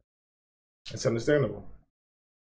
That's understandable. I mean, because I look at it, we have people on two different sides. Like, just from a standpoint of religion, you'll have someone who will come in and they'll say, well, okay, well, if Jesus ain't real, then tell me how the world started then, since you know so much, right? Or if Jesus isn't real, why is this and why is that? And you see the questions are open-ended. There's no real in-depth, or they're not really showing a real need to learn or real even desire to learn. They're just merely interviewing you. You see what I'm saying? Trying to stump you. They don't really care. And like the obvious question is, does the God that you're saying exist? That's the question, not where we came from. You see, so if we still magically got here, maybe Allah created us. You can't say because we're here, Jesus is real. There are 4,200 religions, and most of which have a creation story. You know, so if you're not willing to do research, you don't really want help. You just want to put me back to sleep. You see, and it's that again, right? Or stay asleep. And again, you'll have people who literally want to be in a position of need. They don't say this out loud, but they do. You see, and they show it in their actions because they don't really want to know what you did to get to where you are. They just want you to help them. Right. And most of the time they get you know, if you try to take a person away from their level of certainty, and that's what the main thing is for them, is that I need to be certain that what I believe is true, because without that certainty, it leaves me uncertain. But they are in actuality so weak in their certainty that they need other people to agree with them in order for them to have that level of certainty. So they need you to agree. So when they come at you saying, instead of and wanting to ask questions, they rather come at you and try to force you back into their position so that they can have their certainty again that they are correct in what they believe. And Absolutely. especially if you look like them. You know, it's very rare. And this is why I like talking to younger people. I was talking to a young man last night, and at first I was just messing with the little dude. I wasn't really trying to get into a religious conversation with him. But because his mind is young, because he's inquisitive, we had a probably 45-minute conversation where he was literally he was open to asking questions and something different. You know, I didn't want to give him too much, but I fed him what I could, but I was able to feed him because his mind was open to it and not already, solidified in a certain framework or a certain belief. But when we talk to grown people, usually they already solidified. They're already there. Their mind is set on, my God is the right God. My belief is the right belief. And even though you can logically show them where, hey, if you were born in this country, you would be saying Allah is the right God. If you was born over here in Tibet, you would be saying that Buddha. If you was in India, you'd be talking Hindu. You'd be doing certain things differently. Your belief would be totally different based on where you born. And that's a simple logic. Absolutely. But their worldview is so small, their historical view is so small, that it messes up their ability to have their certainty. And so they just don't want to listen. And they really just need you to come back, so that, because if you were successful, then that means that they can be too. It's kind of like in business. You know, if everybody in the neighborhood is poor and they just going to work day in and day out and they're not building anything and they just, paycheck to paycheck, then you feel comfortable in your paycheck to paycheck. But let one of you make it out of the hood. Let two make it out of the hood. Let three make it out. All of a sudden it becomes possible. But then they don't want to do the work. So then they look at the ones who made it out and say, well, they need to reach back and come and help us. But you could do the same thing they did and get yourself there. And you can show that you're efforting to get there. And maybe then they will reach back and help you. But it's like I told this guy one time, if I'm running across the field to get to success, and if you walking, if you crawling, I'm more than happy to help you. But if you sitting down, I'm not dragging you. But most people want to be dragged. So they want somebody to put them on their back. That's not going to work. And when it comes to religion, when it comes to spirituality, it's the only thing they got. It's the only thing they got. They're living in misery. They're living in sadness. Most of their life is filled with problems and challenges that they don't feel like they can overcome. The only thing they got is this story of hope. That's exactly what I was about to say. Well, I was about to ask you, why do you think that they are so, for lack of a better word, lazy when it comes to, creating something for themselves? But religion taught them that. They've been praying for somebody outside of themselves to do something for them their whole life. So it's kind of, it's hard to do it. Say what? You remember in Color Purple, when Celie was washing them clothes and Oprah, I forgot her character name, but Oprah came up there, and Sophia, and she was like, you told Harpo to beat me? And they had that conversation. But the meat of that conversation is when she was saying that, heaven, here is only now temporary or something like that, but, everything's better in heaven. And she told you better stop waiting on heaven and bash Mrs. Head in. She couldn't. Look how long she sat in that position before she can get that through her mind. That heaven and hell is perceptions that you have on earth right now, not some place that you go to later on, and that you have it on earth right now. But people have been sold that bill of goods that heaven and hell is something that comes after, that you got to wait, sit in your misery. It doesn't matter that everybody else is getting theirs. The ones that don't look like you is getting theirs, that they're living in their heaven now, but you're going to live in hell. You're going to live in hell waiting on the hereafter, because that's what you've been promised.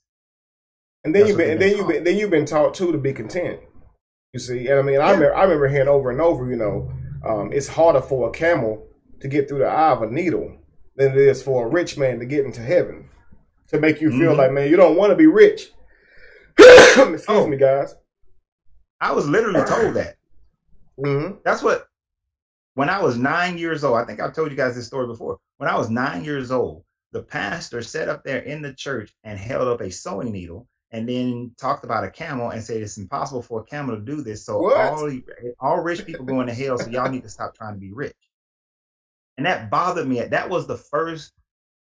That's my first remembrance of saying something about what that dude teaching ain't right. Because I ain't going for that. It's funny, man, And I because spent months trying to convince him that I can get a camel through the eye of a needle.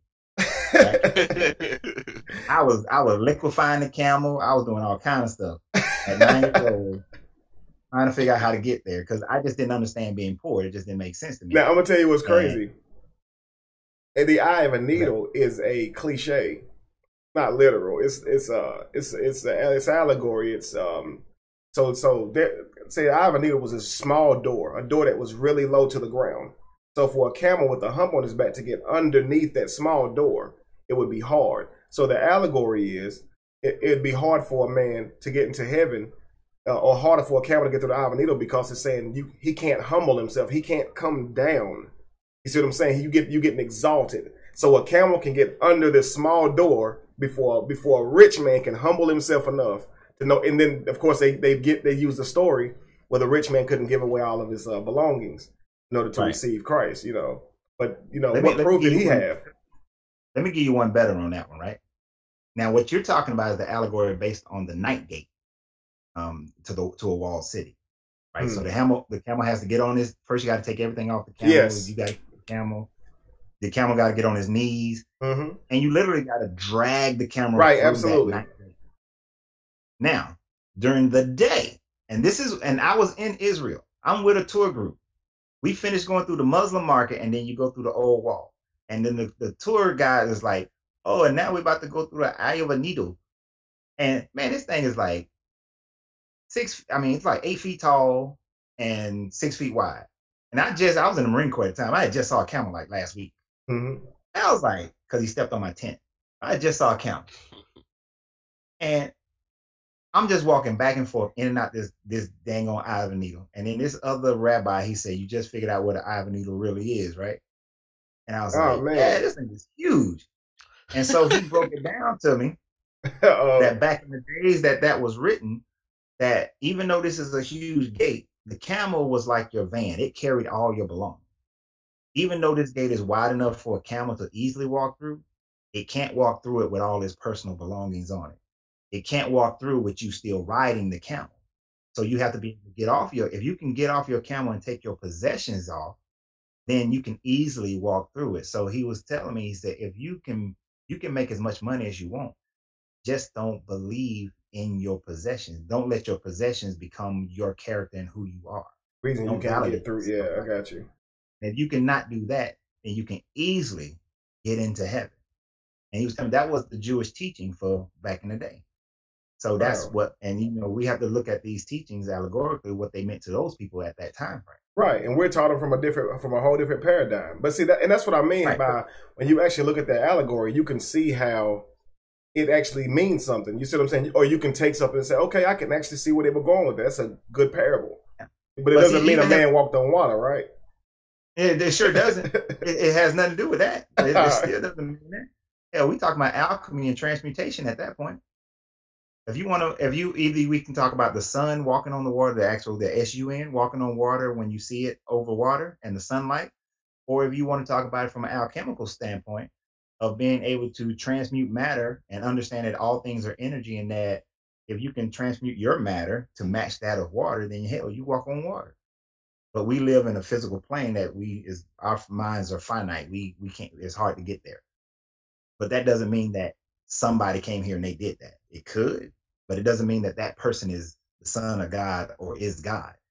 That just means that person has a greater and higher understanding if they were able to accomplish something like that. But it doesn't make them God. And that's it. But of course, if somebody were able to do that and somebody saw that, then we would say they must be a God. Because only a God would be able to do that. Or only the Son of God would be able to do that. So we can lift somebody up into story, into legend, into different things like that, if they were able to produce such things. Well, I mean, But and again, we even taught to accept the claims that now this without even discovering if the actual characters existed. We're already taught to give them the title of God and Creator based right, on doing a couple of magic tricks. You see what I'm saying? In all honesty, if you were able to walk on water, would it make you the creator of the universe or connected right, to it in any way? No. You see what I'm saying? No, it wouldn't. You know, so if you were able, if you fed 5,000 people, would it mean that you were the creator? No. In fact, there's no claim literally at all that was even attributed to Jesus that would literally make him the creator of the universe. Period. Not even a claim that was associated to Yahweh other than in the beginning he created. You see what I'm saying? After that, all the wars and the flooding the whole earth doesn't make you the creator of the universe. What does God care about Mars? Has he ever had anything to do with any of these places? Obviously, he only cares about Earth. With all these planets in the world, he only cares about Earth. So, do we know if he's the creator of the universe?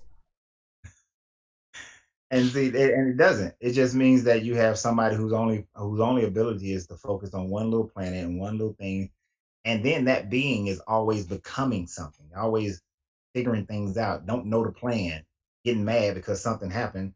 Why are you mad if you already knew it was supposed to happen? There's no reason for you to be angry because you already knew it was going to happen. It's when you try to wrap your head around it, you like, how though? How could you be mad?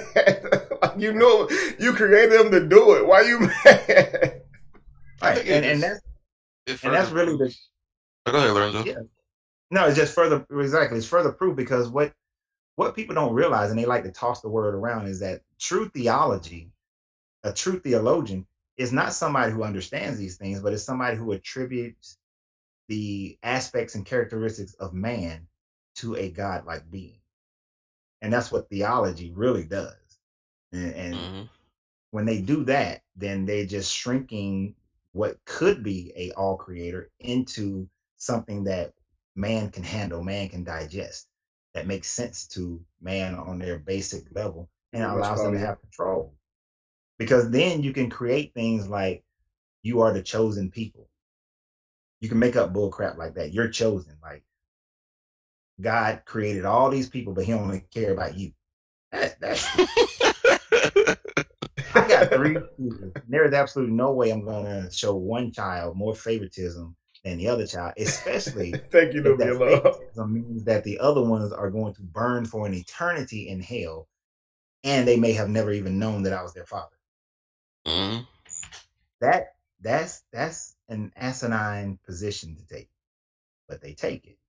You know, I asked that guy, man. I said, "Let me ask you a question." He said, "What's that?" I said, "If you had a son, okay, this son was separated from you as a child. You didn't, you know, you knew you had a son, but the mother moved away from you. You couldn't find her, right? The child gets to about 22, 23. Now, here's the thing. This child has been taught that they ain't had no daddy. Maybe the man was so bad to her, or was the person he was at that time, maybe he was dealing with drugs or something like that. She wanted to separate, didn't want the father around him, right? You as a father, if this happened to you, would you hate or be mad at your child because he didn't know who you were? Or care to know who you were? Because of course. Right. And that's what I mean. Like, what we've been taught to believe that even if you don't know who God is or have never heard of him, you will be punished if you don't accept the belief. And that's why I try to tell people, it's like, you believe this person who's supposed to be your God has supposedly given you free will.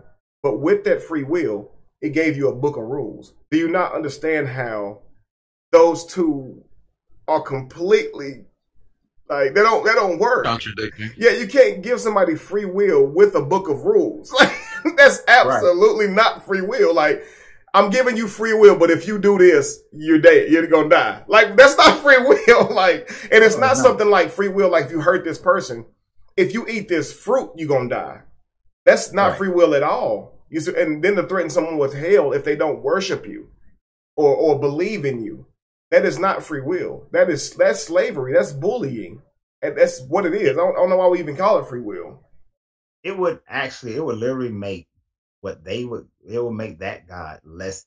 It would make that God illogical to be the all in all creator. Because how can you be omniscient, omnipresent? How can you be everything if you have a need of worship? You It's have a need crazy. of love. You have a need of conformity. If you need that, if God needs something, Anything then outside of itself, it's not then you sufficient. can't. It's not sufficient. It destroys the even aspect, the idea of it being the all creator, because it is in need. That means it's lacking something. And how can an all good creator be lacking? Then you're not. You're incomplete. Why would I, as an already incomplete being, worship another incomplete being? That makes no sense.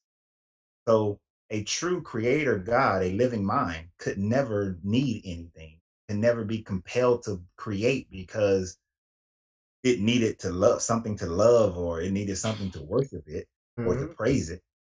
That's more like, remember what was the little movie they did with the little Greek gods and all that kind of stuff? I think Clash of the Titans or something like that, where the Greek gods said, "Oh, we live off their prayers. We only exist because of their prayers." And then Hades was like, "Well, I've learned to live off their fears, and they can be just as powerful." Those Absolutely. are that is how this God-like thing, their version of God is. Because, and I'm talking about Christian, Muslim, Jew, it don't matter. It needs something in order to live. It needs Right. our prayer to live. And I know some people are gonna say, "Oh, God don't need us. It doesn't need." If God didn't need us, then it wouldn't have these requirements of worship and prayer and sacrifice and all these other things. That would just be like, "Hey, here are the rules. Here's how the universe works." Lorenzo, to be honest with you, you can't even Figure get it out. past the first question. If God doesn't need us, then why did He create us? Well, because He wanted a person who is self-sufficient and who already has everything it needs wouldn't want for anything. You see what I'm saying? We could simply exist in God thoughts and be just as real as we are right now. But He decided to create us in real reality and put us in hell if we don't listen to Him. That's the Hermetic teaching, that everything is a mental creation of the living mind. And we know that now. When you look at reality, we label it according to what we've been taught in our paradigm. Exactly. Now, here's the thing about it, though, is even the great minds have always said that the answer to that question of why we would be created, even as a mental image, if anybody even tries to answer that question, then it's foolishness. It's child's play. Because it's a question that a finite brain like ours could never truly understand why the creator would create. It just does because it does. It doesn't if it has to have a reason, then that nullifies the idea of it being the creator. So it's a question that nobody could really answer. So when people ask me that question, well, why did God create? I don't know, because I am a finite brain and it is a infinite brain. It knows something that I don't. It knows a heck of a lot I don't know. And there are certain questions you're just never going to know. And so I don't even, and it's not about, oh, now you got to have faith. No, I don't have to have faith at that point. I know that I just don't know. Plain and simple. I'm not going to know everything. No one is going to know everything.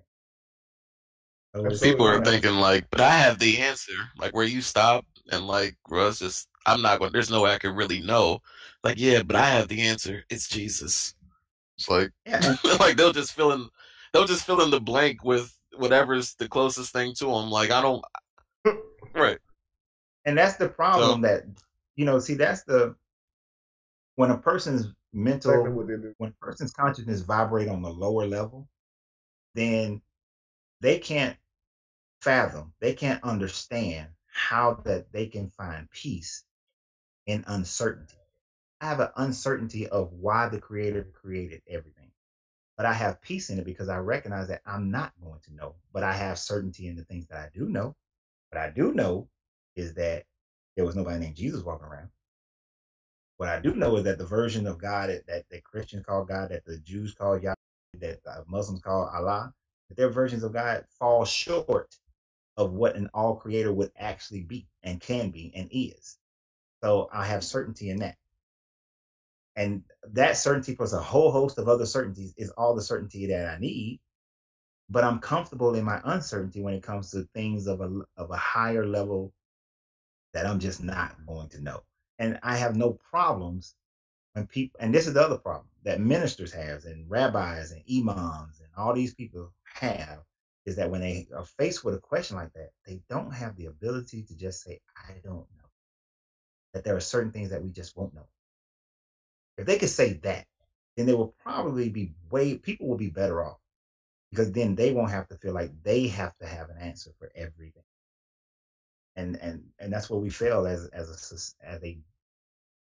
beings of energy. We can't just say I don't know, because I don't, you know. Absolutely. I feel like they think they losing something. If you don't know if you're not special anymore, if you're not God's chosen people, just imagine what it, well, obviously we know, being subscribed to religion, but especially if you're a black person classified as black, you're a Hebrew Israelite. The people are already being, tortured and already suffering in this real reality. And what you have to give yourself hope is this belief that you are called, that all this is happening to you for a reason, a bigger cause, and it needs to happen, or it happens because you're cursed. You're in punishment for a time. To be taught that, or to find out that none of that stuff is true, that leaves you with a lot of holes, and all of a sudden it's like, I don't want to hear that. You're a horrible person. I hate you. I'm mad at you. But it's like, listen, man, like the question isn't where you came from, or if you're chosen, or if you're anointed. The question is, does this character that you believe in exist? Now, forget Jesus, but if you are a Hebrew Israelite and you believe that you are chosen people, can you even prove Moses exists? You can't. No. You see what I'm saying? You cannot. So that's the facts. Now you're mad at me. The fact is these people didn't exist. So that's what we're talking about. They didn't exist. We're not trying to take your hope. You've placed your hope in them, but it was misplaced. I did the same thing. You see what I'm saying? You placed your hope in these beliefs. I'm just telling you they didn't exist, and you have no real reason to substantiate your belief. You don't. The things you thought to, the reason you believe in what you believe in is because you've been taught to use unanswered questions to substantiate your belief. And it just doesn't work that way. And people don't like to hear that. Unfortunately, you can't use an unanswered question to make an invisible man exist. I'm sorry. It just doesn't work that way. But we have been taught to do that, man. I mean, logically, we really think that. We stand up in church week after week and thank God for doing something. But who you thanking? You don't know that anybody did anything. You see what I'm saying? But we do this all the time. You see what I'm saying? And the people that hear this stuff, they now believe that whatever you believe in is real because you so strongly believe in it. And it almost becomes the person who believes in it the most is the one who's respected the most. Think about it. Who's a prophet other than the man who's willing to stand up and say he's a prophet? The boldness to say, the Lord spoke to me, makes you a prophet. That's literally it. Because there's really no such thing out here. There ain't no prophet coming to nobody telling them nothing that's happening. Let's be real. If he were, he would be absolutely famous and everybody would be coming to him. You see what I'm saying? And the simple fact is, if there were, a lot of these churches would not be getting shot up. Trust me. If God cares enough to tell you about a car, that you're going to receive a car or you're going to get a promotion, but does not care enough to give you the scoop on a daggone murder that's about to happen inside of a church. Mm-hmm. There's no such thing as a prophet. But why is he a prophet? Why is she a prophetess? Because she's willing to say out loud she hear from God, bro. I promise you, that's all it is. Thank you, Brian. Now, Kevin, you know better. And you know that the only prophets that people want to hear is good stuff. They don't want to hear nothing negative. Mm-hmm. They just want to hear that they're going to get a car, they're going to get a job, they're going to find a husband, they're going to find a wife, they're going to get this house, they're going to get that. There's always getting some material thing that they want to get. And that's what the prophet and prophetess always talk about. Now, if they were, and here's the thing about it, that can be so vague and people get so excited about it that they'll stay in the loop of that. And even when they don't get the house, they don't get the car, they will still come back over and over again because they expect you to, they expect that, oh, well, maybe I didn't do something. I wasn't as pleasing to God. I wasn't as pleasing to whatever. And now I didn't, that's why I didn't get the house. Now, if you prophesies that the world's going to end, or a church's going to get shot up, or a plane's going to be flown into some buildings, or whatever, if you prophesize that, then people are going to be looking for it. They're going to be waiting for it. They're going to hold you accountable for that one. They won't hold you accountable for you going to get the car, the house, or the husband or the wife, but they'll hold you accountable for those. Which is why even those people, they prophesize like 100. And I told somebody this recently. If you prophesize 100 things, I guarantee you that 30 of them come true. Especially when they're typical, people go to work every day. So if you prophesy a promotion, that can likely happen. They don't have a job. It's likely that they will eventually get one. That's likely to happen. I mean, at some point, yeah. I mean, I can tell you right now that within the next 25 years, that Louisiana and Florida will be ravaged by storms because of their iniquities towards God. And that storms are going to ravage and people are going to be in desolation and all kinds of stuff. And I guarantee you in 25 years, that's going to happen. Oh, yeah. Within 25 years, you'd probably had a couple. They're going to be like, this dude was a prophet of his time. He was ahead of his time. They ain't got nothing to do with storm currents and nothing like that. Hurricane. Right. Who cares about that? Patterns. No. I mean, I can look at patterns of nature and tell you what's going to happen in the next 50 years. And people probably say, oh, man, he was on it. I can tell you that there will be that in the next 100 years that America will experience a great upheaval in its governmental system and the people. Because just like Rome, it died, it crashed because the people got so separated from the rich and the poor, and society started dwindling because the households started to become broken down.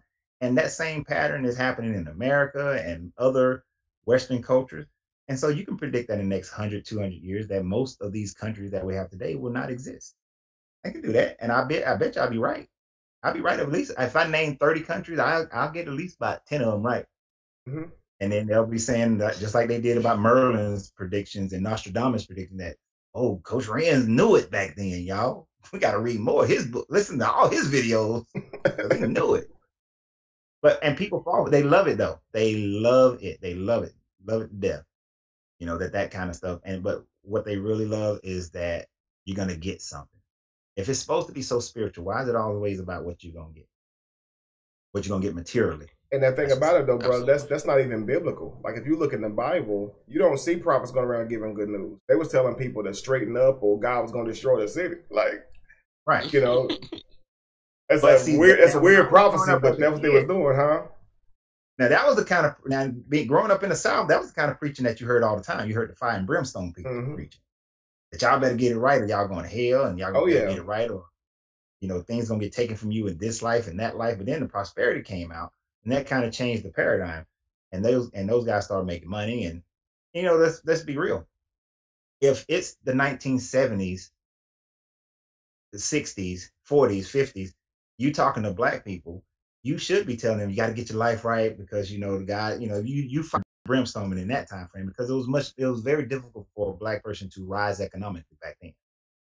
But with the excess of the 80s, it became a lot easier. And with civil rights movements and, quotas and all that kind of stuff and educational benefit, it became easier for black people to start making money and join the middle class, the upper middle class, and so on.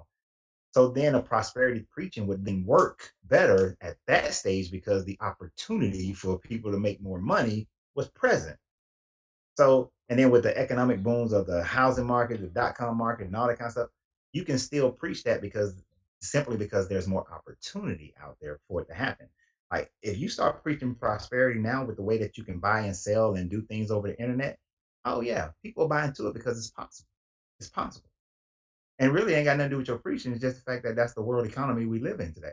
It's just possible for you to do it. And more people are doing it. Right. And people will use the fact that this actual speaker or the representative is successful and wealthy, that what they believe in is well. But exactly. People have to understand that it's not just Christians that are wealthy. The major people at the top of all these religions are wealthy. See what I'm saying? Jews are some of the richest people out there. I was just having a conversation today about how, and I mean, literally, right before I got on with you guys, I was having a conversation. We was talking about the fact that In most Black communities, you'll see that the gas stations are owned by somebody who's either Hindu or Muslim. The little chicken joints and hamburger joints are owned by somebody who's like that as well. Now, what I've experienced is that a lot of these people have saved their money for 17 years, and then they buy into into these companies, and then they work it like nobody's business. Then they bring their family, their cousin, their nephew, and everybody else over, and they keep working that business. Now, of course, we're just looking at the ones who had it enough within themselves to save up enough money in their country or save up money here, and then they built that here. But you go back to their country, and the majority of those people are sitting in their misery or poverty as instead of trying to make changes, right? As a person who's already in this country, you have that same Enlighten me, Earl, please. Enlighten me. You have that same ability. You have that same possibility, but you're not willing to do it. You're not willing to say that, you know what? We're living at 100% of our income. We're going to get rid of a whole bunch. We're going to take the next year and we're going to get rid of a bunch of stuff. We're going to get our income down. We're going to get it down where we can live off 70% of our income. And we're going to start saving. And we're going to save for the next, 7 to 10 years. And then with that 7 to 10 year saving, we're going to start a business and we're going to work that business. We're going to buy into a franchise, whatever it is. Credit right, 7 to 10 year plan to get all that set up, just so you can start out with your own little gas station or whatever it is. We aren't willing to do that. I love Lisa Nichols, and she talks about how for 3 years she kept putting money into a bank account that she never looked at. And after 3 years, she had like $62,000 in that. But she was willing to sacrifice for, I think it was 3 years or 5 years, something like that. But she sacrificed. Most people in this country won't do that. Most people aren't even taught to think like that, honestly. Right. This type of thinking I've never heard, like, growing up. Like, I'm talking about, since I was a kid till 25. Like, I've recently just started hearing, like, these kind of, like, budgets and thinking, like, long-term strategies financially and things like that. You're always taught to just, get a good job and, work your way up somewhere, and that's the end of it. This kind of entrepreneurship thing is still mentally new for me as somebody young or, in my 20s. So. And to come back to the heart of the discussion, because we weren't taught that as children, because we didn't grow up in that environment, and by the time we get to and become adults, we started getting ourselves in that same trap that our parents were in. Mm-hmm. When somebody comes along and try to teach you, you reject it. And it doesn't matter what it is, but you reject that teaching because it's hard for you to break that mental rhythm. It is. Napoleon Hill called it a hypnotic rhythm. It's hard for you to break that hypnotic rhythm to be able to say, okay, there is something different and I can do it. That's the big part. I can do what it is that is different. Whereas, and the older we get, the more difficult it is to change that. I still hold some bad habits from what I learned when I was a kid. By watching my parents and watching my grandparents and uncles and aunts and all those people. I still hold some bad habits that I know are not good for me, but I still do it. Right? I can look at it. I can be in the midst of it and say, I should not do this, but I'll still do it because that thing is still in there. You know what I'm saying? Mm-hmm. And it's very difficult to rip it out. You have to really focus on changing it, not doing it in order for it to happen. But most people don't want to. They want to stay. So when they get taught something as a child, they stay there. I would love to see somebody raise a child and not teach them any religion whatsoever. And see how that child develops in their thinking. And also teach them how to help themselves. I found that a lot of people, it's not that they so much is selfish, but a lot of people don't even want to help themselves. You see what I'm saying? And like, for instance, you were talking about how to save money and change your life by doing that. Think about individually. Like you said, we look at all the people who seem to make it, and we say, why don't they come back and help, right? Think about individually as a young person, how much money you spent on things you can't even account for now. And if you had only invested that money into yourself. We weren't taught that. We grew up watching music videos and seeing all this stuff with people showing you things. Look what I have, right? So you start wanting those things. I want to have a necklace like him. I want to have this. I want to have that. I want to have these shoes. And you're not taught to all this extra money you're getting. You could be taking that money and investing it in yourself, but you didn't. Yeah. And you're sitting around waiting for capital. But it's like you've had money come through your fingers, but you purchased things that were not going to help you get where you need to be. If you can focus on the goal, and you're right, it's hard to change it when you've been living your life that way, pleasing your immediate desires, right? Absolutely. It's hard to change it, but you have to focus. If you say, okay, wait a second, I don't have a lot, but how can I make more? Maybe I don't need all the things that I'm buying now. Maybe I've created, a lifestyle that's above my means. If we are going to work together as people and try to create something better, we're going to have to sacrifice time and money. If we're going to live in this matrix, that is, because this matrix, unfortunately, requires money. You're going to have it. As much as I hate to say that, y'all know I hate money or the idea of it, period. The fact that so much value was placed on a dollar. I know that we needed to trade, but the fact that we put extra love on it, I know it's a need. But again, if we could live in a world where money wasn't needed, that'd be the world I choose to live in. I'd love a world where just take what you need. There's enough food for everybody. Just take what you need. There's no need in using money to have have your power or whatever. But you trying the to world we live in. Star Trek Next Generation time frame. But no, I'm just saying, like, if you think about it, man, if you imagine a world without money, think about it. Okay. That was what Gene Roddenberry was imagining as far as his Star Trek sagas, was the world where money was needed. People, they strive for their own personal betterment. Oh, okay. I never watched Star Trek. Oh, yeah. That's what the whole Next Generation, if you watch that one, that's what that was kind of about. Like, okay. People try to make themselves better. So nobody was hungry. Nobody needed food. There was no need for money unless you was dealing with other cultures that still dealt with money. But as far as humans were concerned on Earth, there was no money. They had did away with it because there was no need. They had solved hunger. They had solved war. All those things were solved, mainly because people had raised their consciousness level. And one of the things that's hidden in there that they also talk about is that people had stopped warring over different religious beliefs as well. And just said that whatever you believe is what you believe. And I'm fine with that. Just don't impose yours on me and we good. We can talk about it. We can read philosophies and talk about philosophies and ways of living, but don't force yours on me and then try to start a war about it. And that level of consciousness is what Gene Roddenberry was trying to get across to people, back in those days, in the secondary level of his Star Trek saga. Got you. So, I mean, what's funny about that? That was even a development for him, because in the first version of Star Trek, it wasn't that way. It was still kind of Christian oriented. But then it was when he started writing Generation that his mindset changed, to a more esoteric format. And if you think about it, all that changed because in his mind, he tried to think about how man would be at a high point, what would make man better. And he had to get rid of the idea of man fighting over religion in order for men to be. And it's honestly, man, it's so true. When you think about all the countless wars that we have, the manipulation of different societies by their government using their religion to be able to push these wars.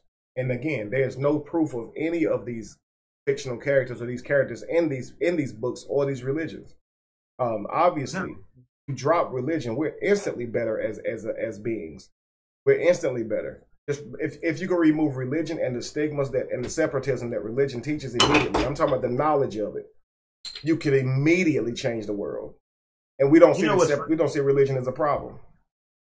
And you know what's funny about that whole thing?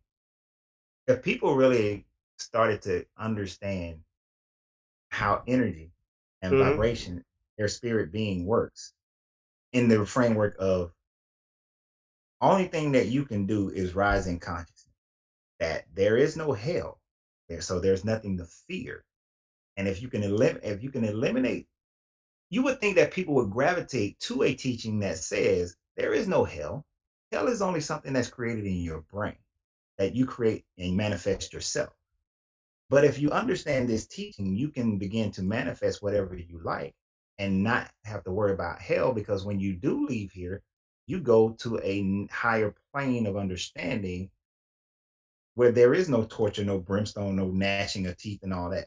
You think people would gravitate towards that, but instead they rather hold on to their fear and hold on to that fear of hell.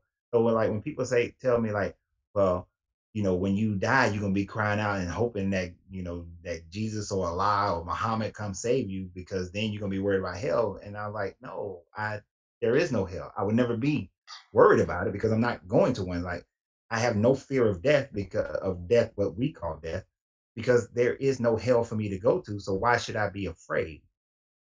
And you Let think me. that resonate with people. Can I ask you something, Renzo? Because I think I discussed it with Kevin a little bit, but I want to see what you think. Do you think my theory would be correct that Christians actually love the thought of hell and like Satan and eternal suffering? Oh, Like heck that, yeah. I think they Yeah. like that. It's like a pit bull or something. They like to sick on people. It's like their And favorite pit bull to sick on people. Like if you disarm the pit bull, it's like, no, not this pit just bull's real.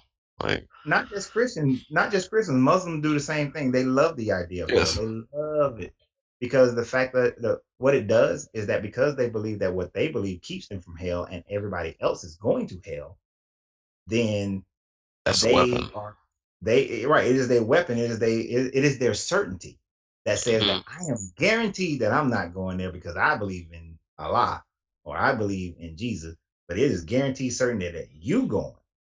And only because they have that, I mean, that gives them some comfort, really, that does. But what they don't realize is that the fear of that place that they have for themselves, that their subconscious brain is actually believing that that's where they belong. Because each one of them are teaching themselves and their kids and everybody else that they're not worthy of going to heaven. That in truth, they should go to hell themselves. They believe that they say, oh, well, I'll be saved, I'll be saved, I'll be saved. But then what they don't realize is even in their own books, it talks about that they're going to have a second judgment. And that second judgment is going to be based on their works. Well, and if your works is jacked up, then where do you think you're going? And in that rating, it says that I will know you by your works. So if your works have been jacked up, but even though you think you got some forgiveness, but there's a second judgment that's based on your works, then your butt going to hell. Subconsciously, that's your logic. So they still are going. They still end up there. But the thing about it, to be able to hold that over people is a weapon of choice for them because they're basing their life off fear. What's Christians and crazy? Muslims. What's crazy, man, is the same way. It's like they have no more of a right to push their belief on someone else as the other person does. Think about it. No, I don't. I'm a Christian, and I can tell a Muslim that they are wrong. Their religion is false, and the reason I'm telling them that is because I went to church my whole life. That's it. Pretty much. Pretty much is. And if you were a Christian who studied and read literature, then they're a Muslim who studied and read literature. So now your only reason for believing in it is that you went to a mosque or you went to a church and you read literature, because neither one of you have seen these gods, and yet you can tell them their religion is false. How? It's based on the same things yours is, literature. If Right. theirs is false, yours is. It's simple. Like, what makes theirs false? That isn't the same as yours. Well, I have an experience. That's not how that works. You can't say the Bible's real because you had a personal experience. No, you're doing too much. I always say, reel it back. Reel it back in. You've already gone too far. Let's take a couple steps back and find out how you got here first. Yeah. And I mean, 2 years ago, was it 2 years ago? Yeah, it's been about 2 years now, where I sat down with a Hindu guy and he was telling me about his experience of his wife being healed and his son being able to get to America. And how he had prayed during the time of the goddess's descent, right before the birthday celebration of Lord Geshna. I'm perhaps saying that wrong, but right before the birthday, and he had that experience. So you can't tell him that the Hindu gods is not real, Mm-hmm. because that's his experience, and that's where it's all. And that's the part where it's hard. That part is even harder for people to understand because they've emotionalized the concept that they believe in. And because it's now an emotion, trying to change an emotion that a person have experienced is very, very difficult. That's where trying to help those people, even if they come to you for help, it is very difficult for them. Because I have people that I know of who they are open-minded. I like to call them open-minded Christians. their minds are open to hear you, to even consider what you're saying and actually accept some of the things that you say. But their emotions are so strongly tied to Yeshua that they just can't let it go. And I have a lot of them that I know, but they just can't let it go. But they may one day, they may not. But it's it's going to depend on the person. How long are they going to do this purely based on, so at some point the emotions and the logic, the brain, the thoughts is going to collide, and they're going to have to make a choice. They have to decide of which way they're going to go. And that's at that point. But that's why for me, it's like, I don't force people, push people. You ask me a question, I give you an answer. And yeah, I might give you way more answer than you ask, but I'm gonna give you an answer. Just like I was saying, the young man I was speaking to last night, I tried to stay within the parameters of what he was asking me, but every now and then I went a little bit farther, which just caused him to ask a couple more questions. But I wasn't trying to convince him of nothing. My thing is just like I did my kids, I just forced them to think. Just think. Don't believe what I believe, just think. And come to your own conclusion. And if you come to a conclusion that even though you have zero historical data, or the historical data actually goes against what you believe, the Christian is one thing with the historical data. When I look at the historical data for Islam, I'm just like, seriously? How do you even slightly follow Islam when you look at the historical data of that one? And if you still just want to ignore it, then that's when you truly have one of our favorite words, was the combination of words of cognitive dissonance, because now you just choose to ignore what's right in front of your face. That's like somebody telling you that it's raining. You go outside, you feel the rain, you see the rain, you getting wet, but you still say that I'm standing in the sunshine and I'm dry. Excuse me for saying it this way, your dumb ass is standing in the rain. Well, the Bible says to call things that are not as though they were.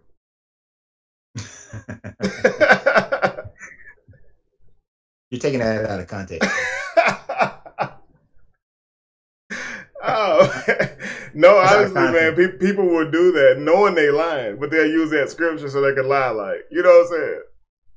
But you know that call things as if they were is only used when I want a house, I want a car, I'm sick and I want a healing. That's the only time. They ride by a house like, that's my house. I'm declaring it in the name of Jesus. Drive back the next day, they see somebody moving in it. They're like, the devil is a lie. No, you don't got ahead of yourself. No, well, at that point, then it's, oh, well, that house wasn't for me. So God got a bigger. God got something better for me. But then if you come to them and say, well, let me ask you a question. What are you doing to improve your finances? What are you doing to be able to afford that house?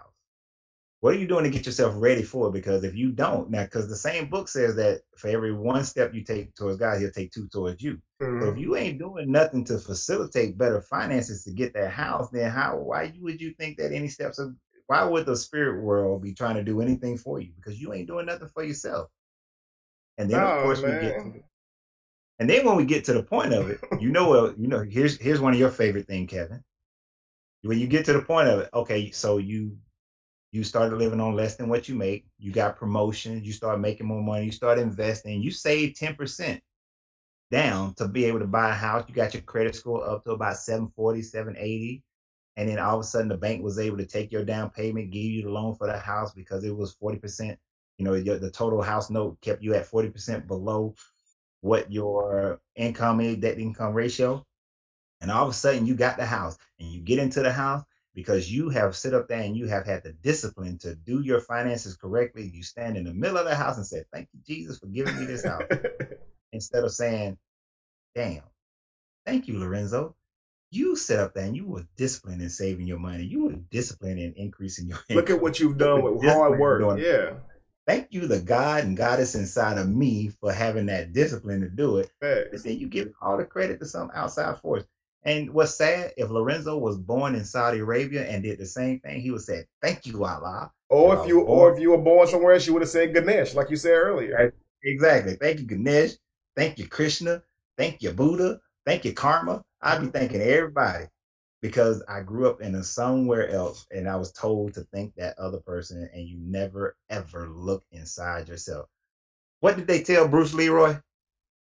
You looked everywhere except the only place you didn't look is inside yourself to find the true master. I'm telling you, it's true. I gotta Oh watch my, that my time. bad. That might be old for some. Josh may not get that one. My bad, Josh. What? Come on, man.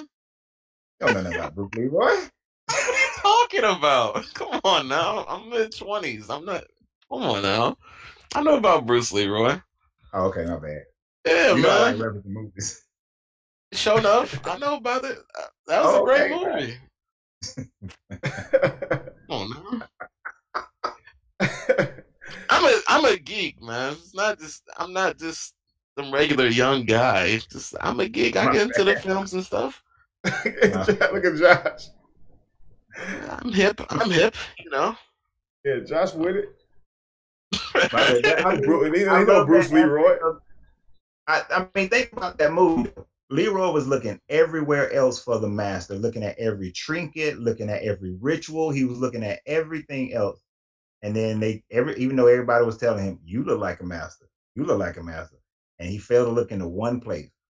We accomplish all kind of amazing things, but then we never look inside ourselves for where that power come from. You've been the That was person one of that was there this whole time. You picked yourself up by your bootstraps. You learned. Right. You got better. You made yourself better. You changed your reality, and you thank Jesus. And then when somebody say, "I don't believe in that character," you say, "I know Jesus exists because I once didn't have a house and now I have one." So you use your hard work and effort to substantiate your claim in a character that you never saw before, just as every other person that subscribed to a belief does, as they were taught. It's something that you do. But again, like I try to tell people over and over, it's just not how it works. Again, last week I said you were taught to have faith as small as a grain of a mustard seed and you can move mountains. How can they give you an actual unit of measurement? You can see a mustard seed in reality. You can see it in real life. You cannot see faith. So how can a God expect you to actually understand something by giving you something as ambiguous as faith, an idea, a belief in something that has no literal proof of it? That's what faith is. And give you a unit of measurement and say, if you have enough of it to equal this real unit of measurement, you can move a mountain. How do you know if you have enough? You know, Lorenzo, I said last week, if a person withholds medicine from their child because they believe Jesus is going to heal them, their child should not die, because that is faith if I never saw it. If my child is sick, even as a preacher, I would give my child medicine. I wouldn't deny my child medicine because I think Jesus is going to heal them. You see what I'm saying? Right. So the people who do that, as cruel as it seems, let their child die, they are actually exercising what would be true faith. And this God does not honor that true faith. And that's faith if I never saw it. And see, to me, that's some, like my grandmother. She would first when I first started asking her a bunch of questions, she used to always say that, well, we're gonna take medicine, we'll go to the doctor because God gave the doctors knowledge to be able to do this, to be able to figure this stuff out. So y'all gonna go to the doctor, you're gonna go get some help. Because otherwise, why would the doctor be there? But then, and a lot of people in my family don't really know this. Me and my grandma had a lot of side conversations, but it would disrupt the family unit if she had expressed everything she was started to think. But she used to start saying towards the end that, because she grew up in that era where she used to make them tonics and all kind of stuff for us to drink, and we never got the flu. And she would do all these things that were very much self-healing. Mm-hmm. And she started saying stuff like, well, you know what? These things been around before people knew about Jesus or Allah or any of these other people, and they knew how to heal. They knew how to, use the earth to do better, to take care of ourselves. So why are we trying to put faith in something else when everything is already on the planet that's real that we can use to make ourselves better? Right? And she was one that she questioned. She had a lot of questions, but she couldn't, she didn't fully let go. But she was starting to think beyond the basic idea of, all things, all this credit got to go here, all this faith got to go there. And one of the things that I remember her saying something about the mustard seed. And I was researching, I was always in the library. And I said, well, Grandma, mustard seed is pretty, it only grows into a tree that's pretty small. It's not even a big tree. Pine trees are bigger, Right. oak trees are bigger. So why isn't? And I asked, I said, why didn't he use an oak tree? And she was like, well, they didn't have oak trees over there. And so I say, so these are only stories that's meant for those people, for them to understand.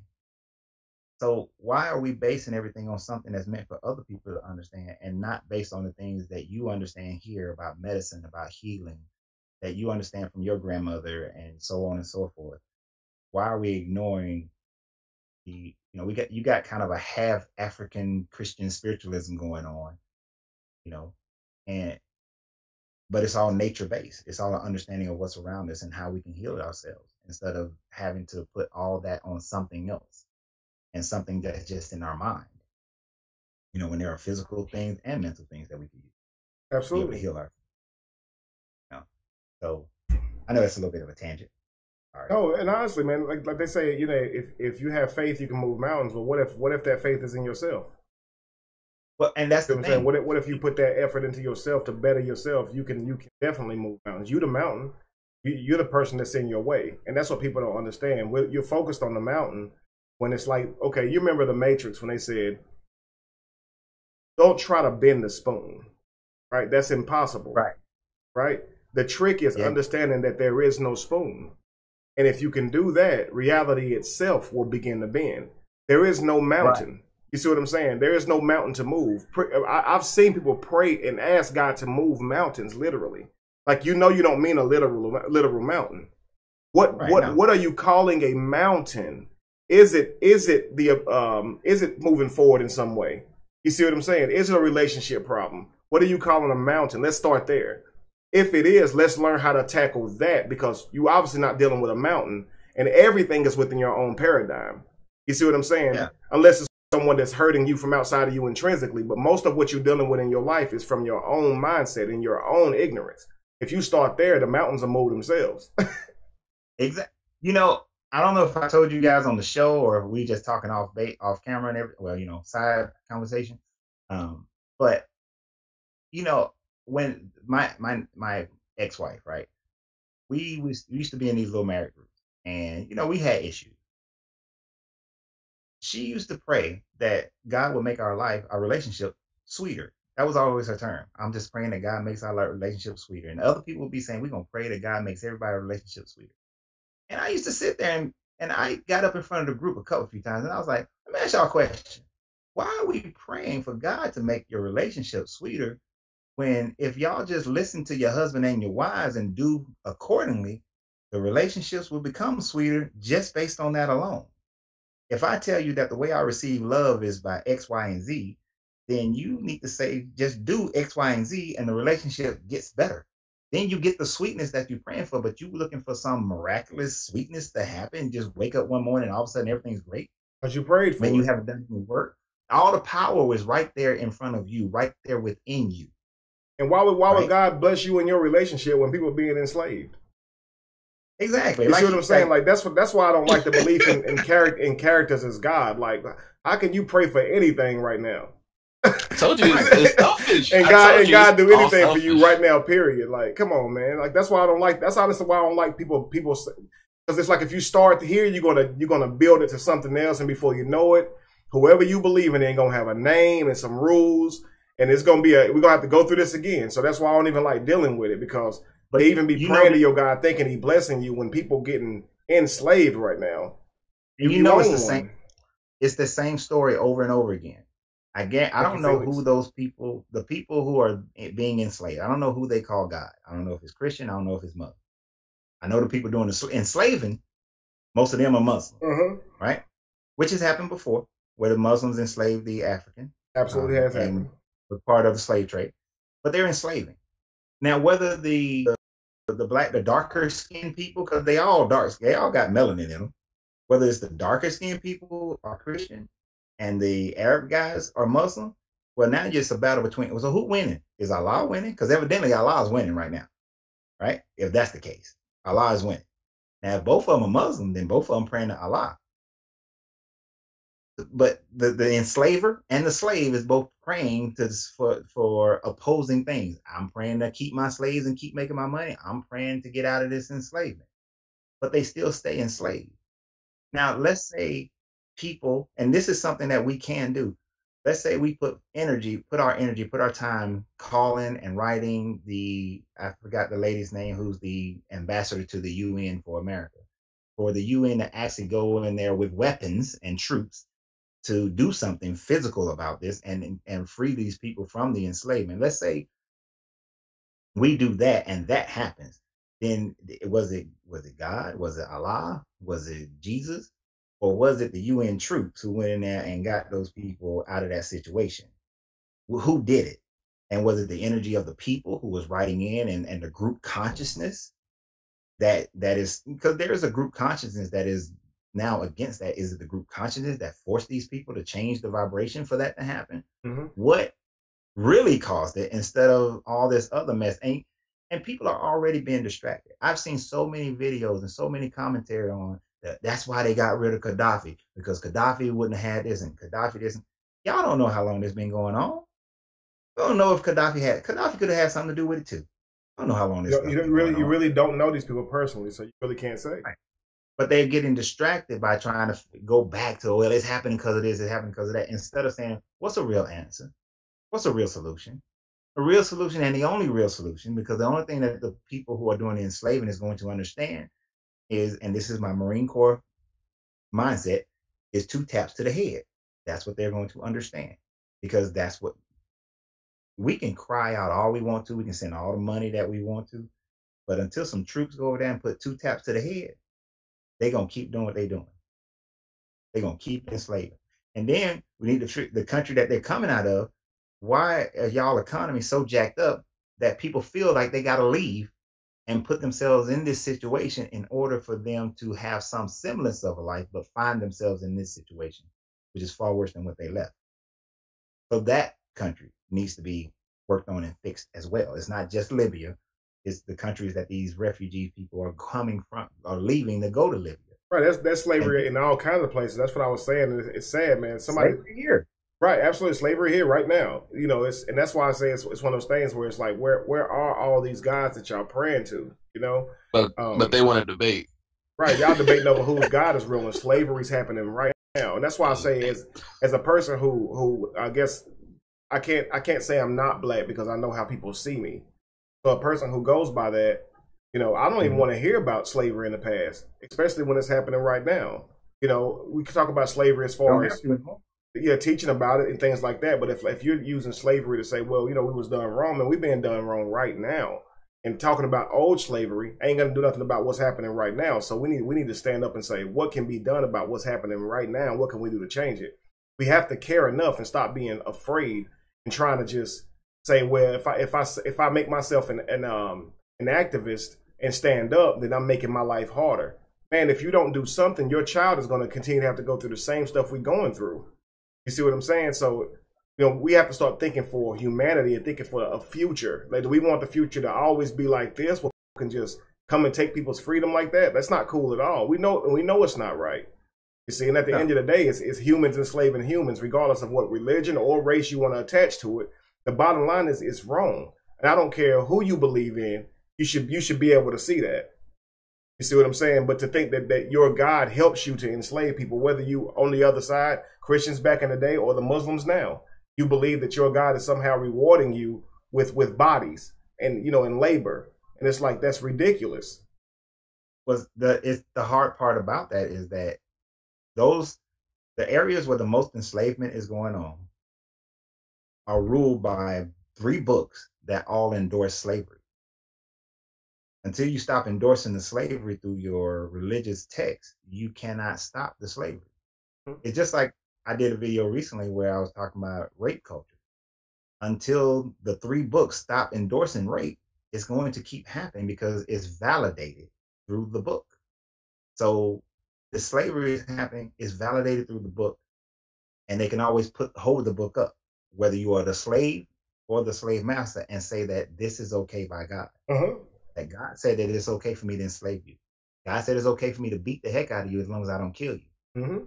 That you are supposed to submit to your master, and I'm your master. So as long as the book validates it, people are going to continue to do it.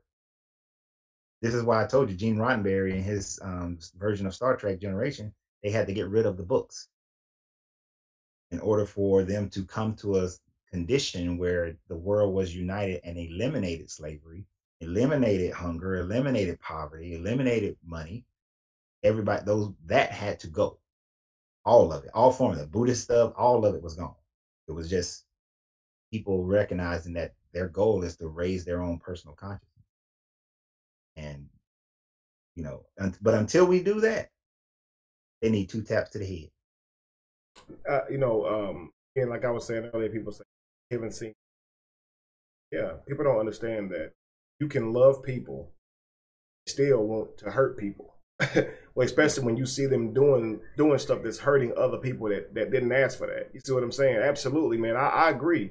Sometimes, man, you got to be willing to fight. You see what I'm saying? And stop letting people just kill you. Like, it's crazy. You should be angry. You should be angry. If anybody say that you shouldn't be angry, look, I'm gonna tell you right now, I'm not Dalai Lama, and I'm pretty sure he still get pissed off every now and then. But because he's human, I would rather everybody come to peaceful terms on everything.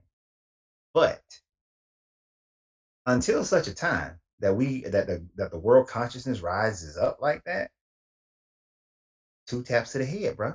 It pissed me off every time I saw the little videos. Every time I saw the videos of what's going on over there, and then you see the little reporters going there trying to get their little stories and everything, and bring awareness. And I get that, and then I see the people standing up on stage just talking without doing anything.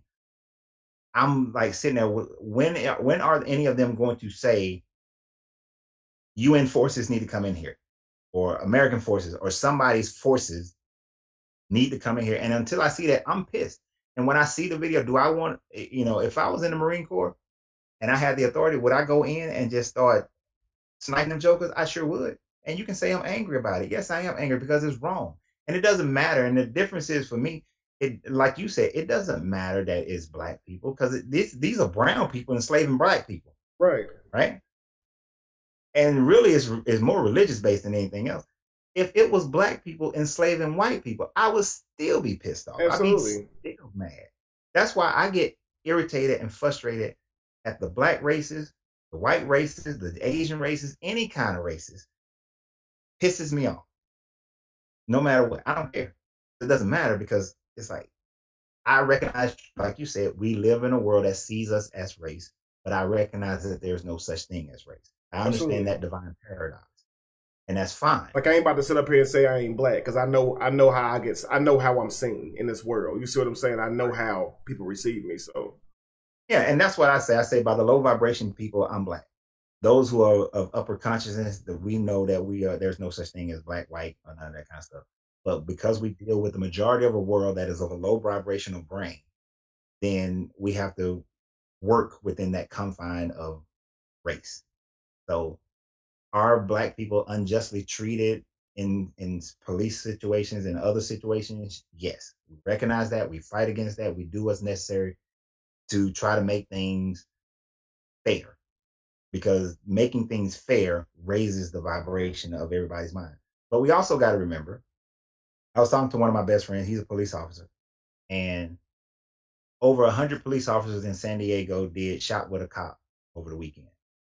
And he was telling me, he said, you know how many news cameras were there or media outlets were there? None, not one. But one cop does one thing wrong, and everybody is talking about it, and every news media is out there. But over 100 cops in the San Diego doing good things with children, nobody says a word, not even in the newspaper. And people don't even read newspaper no more. It's a sad statement on the mind of people, period. We love the negative story. That's why they love hell so much, Josh. It's a negative story. They love the negative story, and they hold on to it. But anything that drives on that fear, is going to get their attention. You know what I'm saying?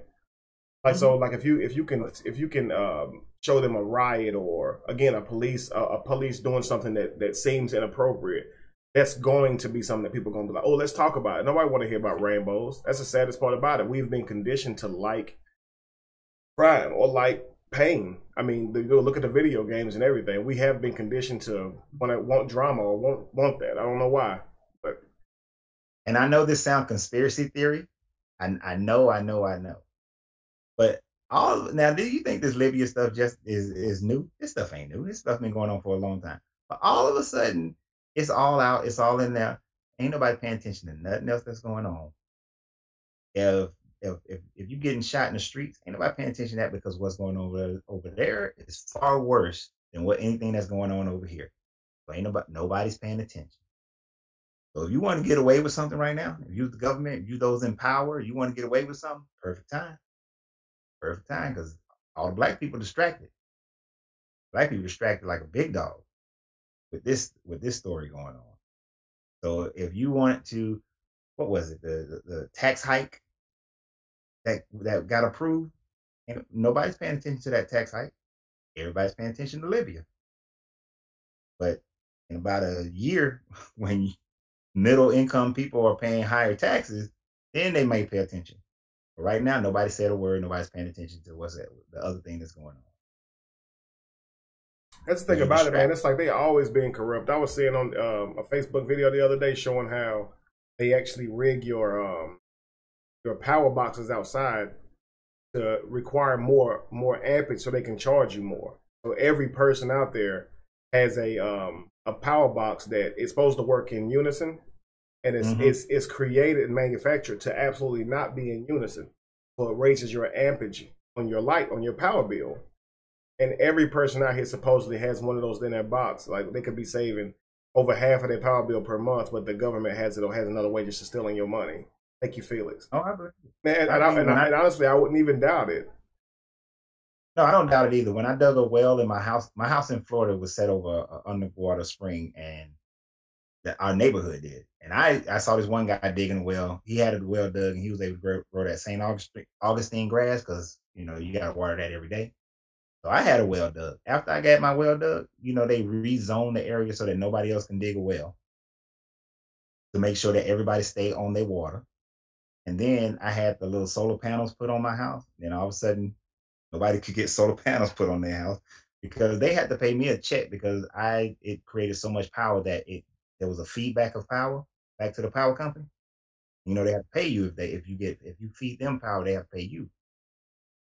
So I did it, and about 5 other houses put the solar panels on, and these were the ones that are laid into your ceiling, so you can't really see. And they changed that. They shut that down too. Like, no, y'all got to pay us. We can't be paying y'all. So I don't doubt it. I don't doubt that at all. But things like that that goes right back into how stuff is right in your face. Information can be right there freely for you, but you'll ignore it. You'll ignore it every time. You rather stay in your misery. You rather stay in your hardship. And when you try to help people and try to get them to understand that how they can make their lives better and how their existence can be better, they don't want to listen. They don't want to listen.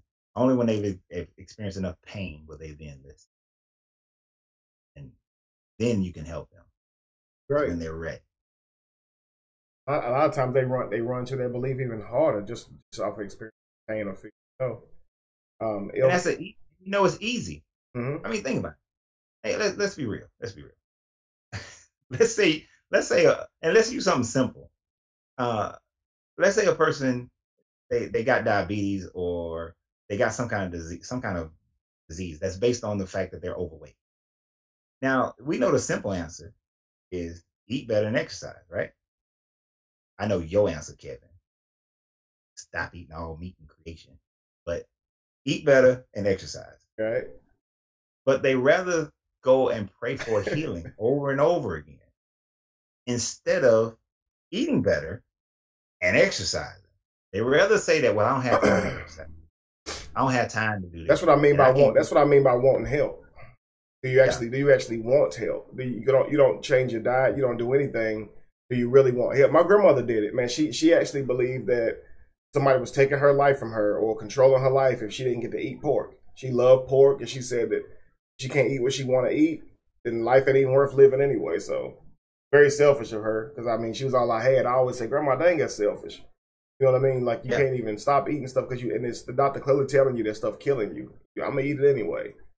Wow. But again, man, people don't want to be helped. So I look at it kind of like, I try to help them anyway. And I know that immediately they don't know they're being helped. They may feel like Right. you are patronizing them or insulting their intelligence, especially when I talk about religion. They feel like I'm insulting them. I've never said anything about them personally, but that's how they feel. My thing is, hopefully, one day they will see that I've helped them. And I get it a lot. I get people who message me and say, man, I disagree with you, and man, but now I see that you were right. If you look at, and I know this is a true story because I read it in a book, but there was this man named Daniel. There's this man named Daniel, okay, and he a young man actually.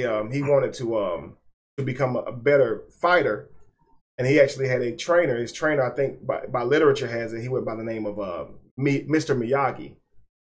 But in this story, in this literature, Mr. Miyagi tells Daniel to do an action that Daniel at the time doesn't believe is helping him. I believe, if I remember correctly, it was wax on, wax off, per literature, if you have it. I think that's in Luke. Right. I think that's in Luke chapter 8, verse 12, if you guys want to read that. So anyway, Daniel goes on to do the wax on, wax off as Mr. Miyagi had advised him to do per literature. Now, once Daniel's son actually realized, though, that, because, he got upset because he didn't realize that it was working, and he goes back to Mr. Miyagi and he questions his teachings, and all of a sudden Mr. Miyagi tries to throw a punch, and Danielson uses his wax on, wax off technique that he learned via Mr. Miyagi. Now he understands that what the wax off was doing. So now what I try to do is I try to give believers defense techniques, even when they don't realize what I'm doing. I may ask a question that insults their paradigm, but at the same time, I am forcing their mind to think. And if I can do that, maybe one day I can make them better. And, Right. I'm with you. That's Luke again, guys. That's Luke chapter 10, verse 12. No, it's not the book. That's not the book of the Karate Kid. That was plagiarized. Yeah. Notice how he had a sun on his head, guys. I want you to really start thinking about stuff. Notice how he had a sun on his head. It was all a parable. It wasn't true. Even when he doing his karate kick, they put a sun behind him on the cover and stuff. It's like Daniel's son never existed. It was a parable about the sun, y'all. Trust me. Mr. Miyagi, Mary, Madonna and Child, Mache, Buddha's name was Maya. Mr. Miyagi, think about it. Oh my God. This is hilarious. Hey, Mr. Miyagi lived in a house by himself, nobody else. Absolutely. It was beautiful and wonderful. I'm not talking to you. Well, no, it's just the facts, though. But long story short, at the end of the movie, I get the allegory. Right, get the allegory. Later, he realized it was helping him. So I guess that's kind of my goal. If you guys believe that really happened, that's up to you guys. But I prefer to look at it from the allegory. I don't believe in literature anymore like that. So, right, because the allegory really is that if you learn to wax certain things off your life and wax certain things on your life, then you'll be able to defend yourself and do better in life, because then you win the championship and the girl. And if you do it the right way, you can do it wearing a really cool headband. Exactly. And then we travel to foreign lands and get another girl. Edith said we need prayer. I am mad that I can't see the comments tonight. Oh my God. So the last dragon had the glow. Yeah, it's funny how all this stuff leads to, it's all about enlightenment. This stuff is all around us, guys. Yeah. Yeah. I mean, I think even the rag or the headband that Bolo took from Van Damme on Street Fighter had a sun on it. It did. It did have a sun on it. Remember Bolo took it? He was walking around the ring. It did. Thank you, Miss Relly. Miss Relly Real. Yeah, that stuff it's honestly all around us, man. But I mean, I try to enlighten from within the same way. If I can spark an individual to think, really they help themselves in the end. Just to have to come up with an answer to what I said. A lot of them respond actually with the insult because they feel like they've been insulted. But the ones who are at least willing to think, they actually say, man, you know what? You at least do make me think. So I am very sleepy, guys. I'm actually about to let y'all go. Thank you very much, Now, Shondell. and that is a Taoist teaching. In the Tao, it teaches that the true mark of a leader is to be able to get the people to accomplish the task, and the people will claim that it was them who did it and not the leader. Wow. And that's a true leadership according to the Tao, is to be able to do that. And just like it also says that what is a bad man but a good man's job? Like what is it?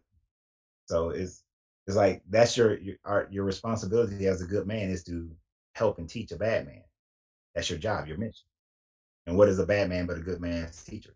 Absolutely. So, or something. I might have said that wrong because I'm a little tired myself. But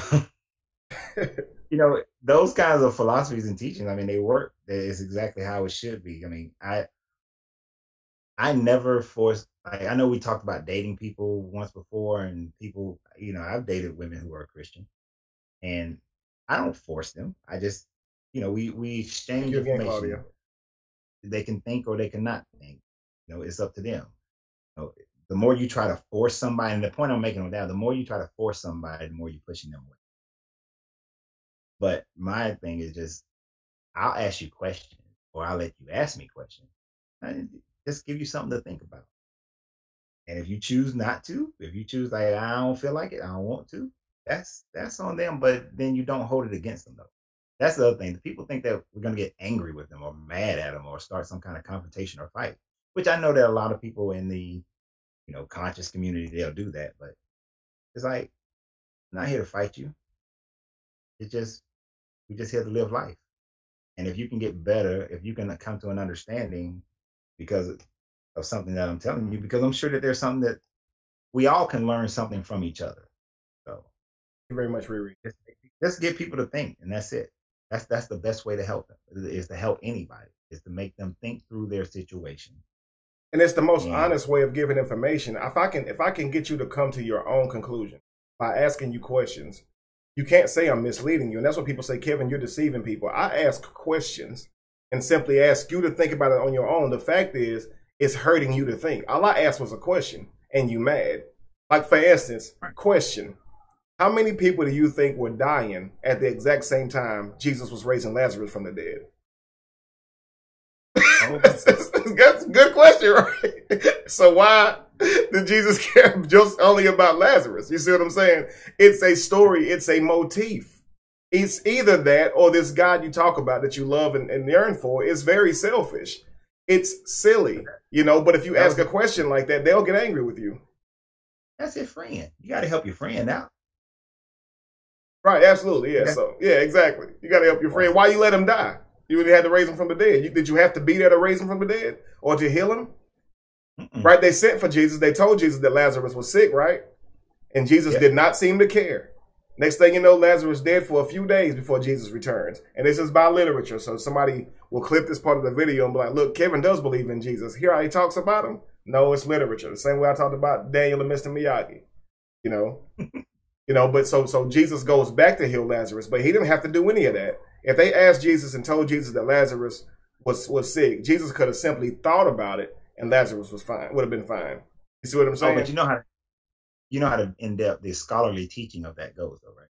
The scholarly teaching goes that the reason why he had to wait, because if you were able to resurrect, the Jewish teaching is that if you was able to resurrect somebody within 3 days of death, then you really didn't resurrect them, because they believed that within 3 days a person could be naturally resurrected without any supernatural power. Absolutely. So the reason why he had to wait a 4th day is to make sure that the Jewish beliefs was satisfied that 3 days had passed, so that they can show and prove his power, that he was the Son of God.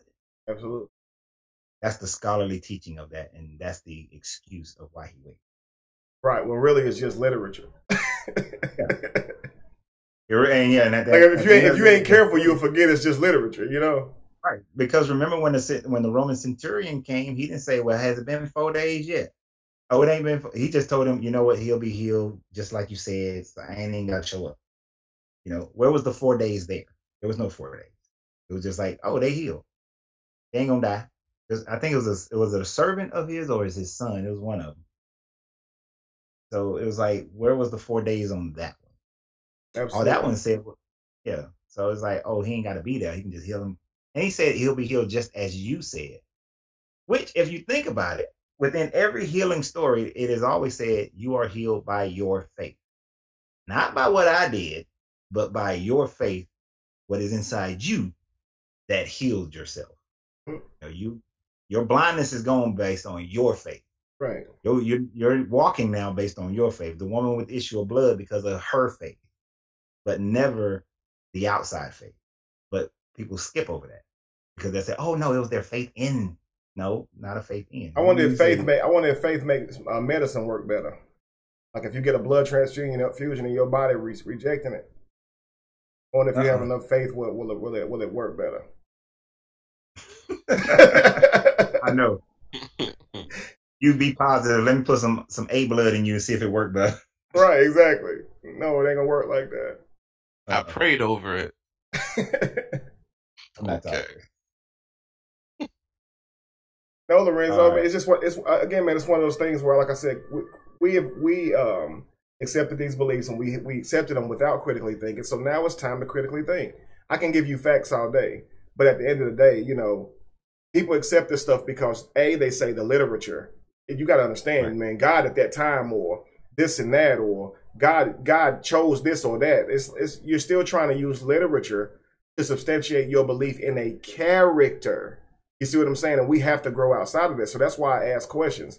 I'm asking you about a character who didn't exist, about a story that never happened because you believe it happened. But I want you to think critically. How could it happen and why would it happen? Consider the semantics. Take Jesus, for instance. He is attributed for healing a blind man by spitting in mud and wiping that mud now with spit in it in another man's eyes to heal his eyes. If you are Jesus, why spit in mud to begin with? Why not just heal the guy? Why did you have to spit a loogie in mud and wipe it on this man's eyes? What's the point of that? Why did it have to be your spit? Why, bro? It's disgusting. I don't want your spit on my eyes. It's not necessary. It's obviously a story. You're God, but you need to spit in some mud. You can create man with your hands and make him come to life by breathing in him. But in order to give man sight, you got to spit in mud. Mm-hmm. They'd be like, you'd be lucky to get spit on by Jesus. Like, I wonder if I wonder if they left out the part in Genesis where God spit in our eyes so we can have sight. I know he breathed in us so we can have life. But I wonder if he like, all of a sudden you're like, oh, snap. I once was blind and now I see. Like when you go to hell, Tim Thomas said a snot ball. Just imagine that. I promise you, on my video where I was dressed like Jesus talking, I told y'all I used to have astigmatism as a child. And how did I heal my astigmatism? When I cocked back and go, like I'm about to spit in so much. I didn't actually spit because I didn't want it to disgust y'all. So it goes to another clip. But yeah, why spit? It's semantics. Why?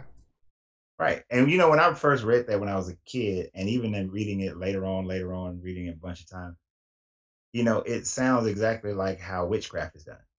Mm-hmm. And since back then, in order for something, if a woman wanted to get pregnant, then they would put together ointments and different things put together. There's always a putting together of stuff in order to do that. If you want to predict the future, you got to have some chicken blood and some bones or whatever. So it's like the character had to follow the same type of storyline that the people were accustomed to for them to understand it. So he had to have some magic potion, which is spitting mud, in order for it to happen. So really, it's witchcraft. Absolutely. And according to that. So, I'll get some witchcraft going. Y'all get some witchcraft.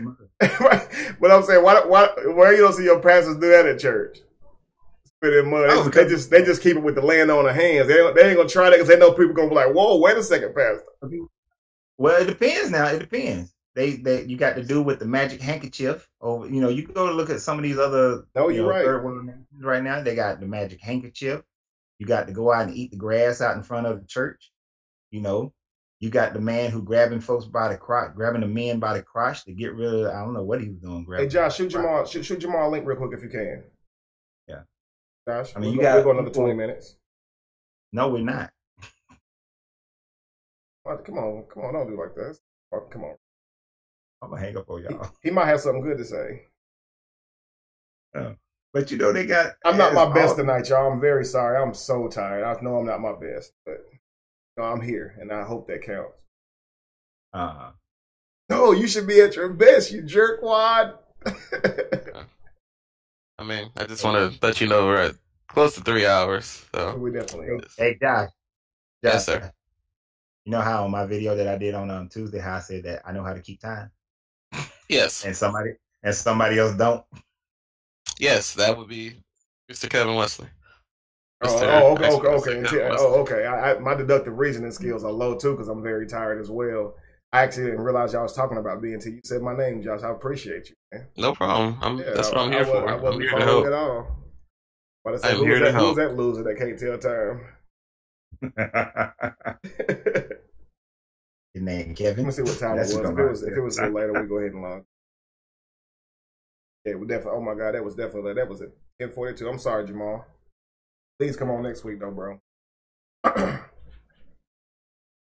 I sent him a link if he's still around.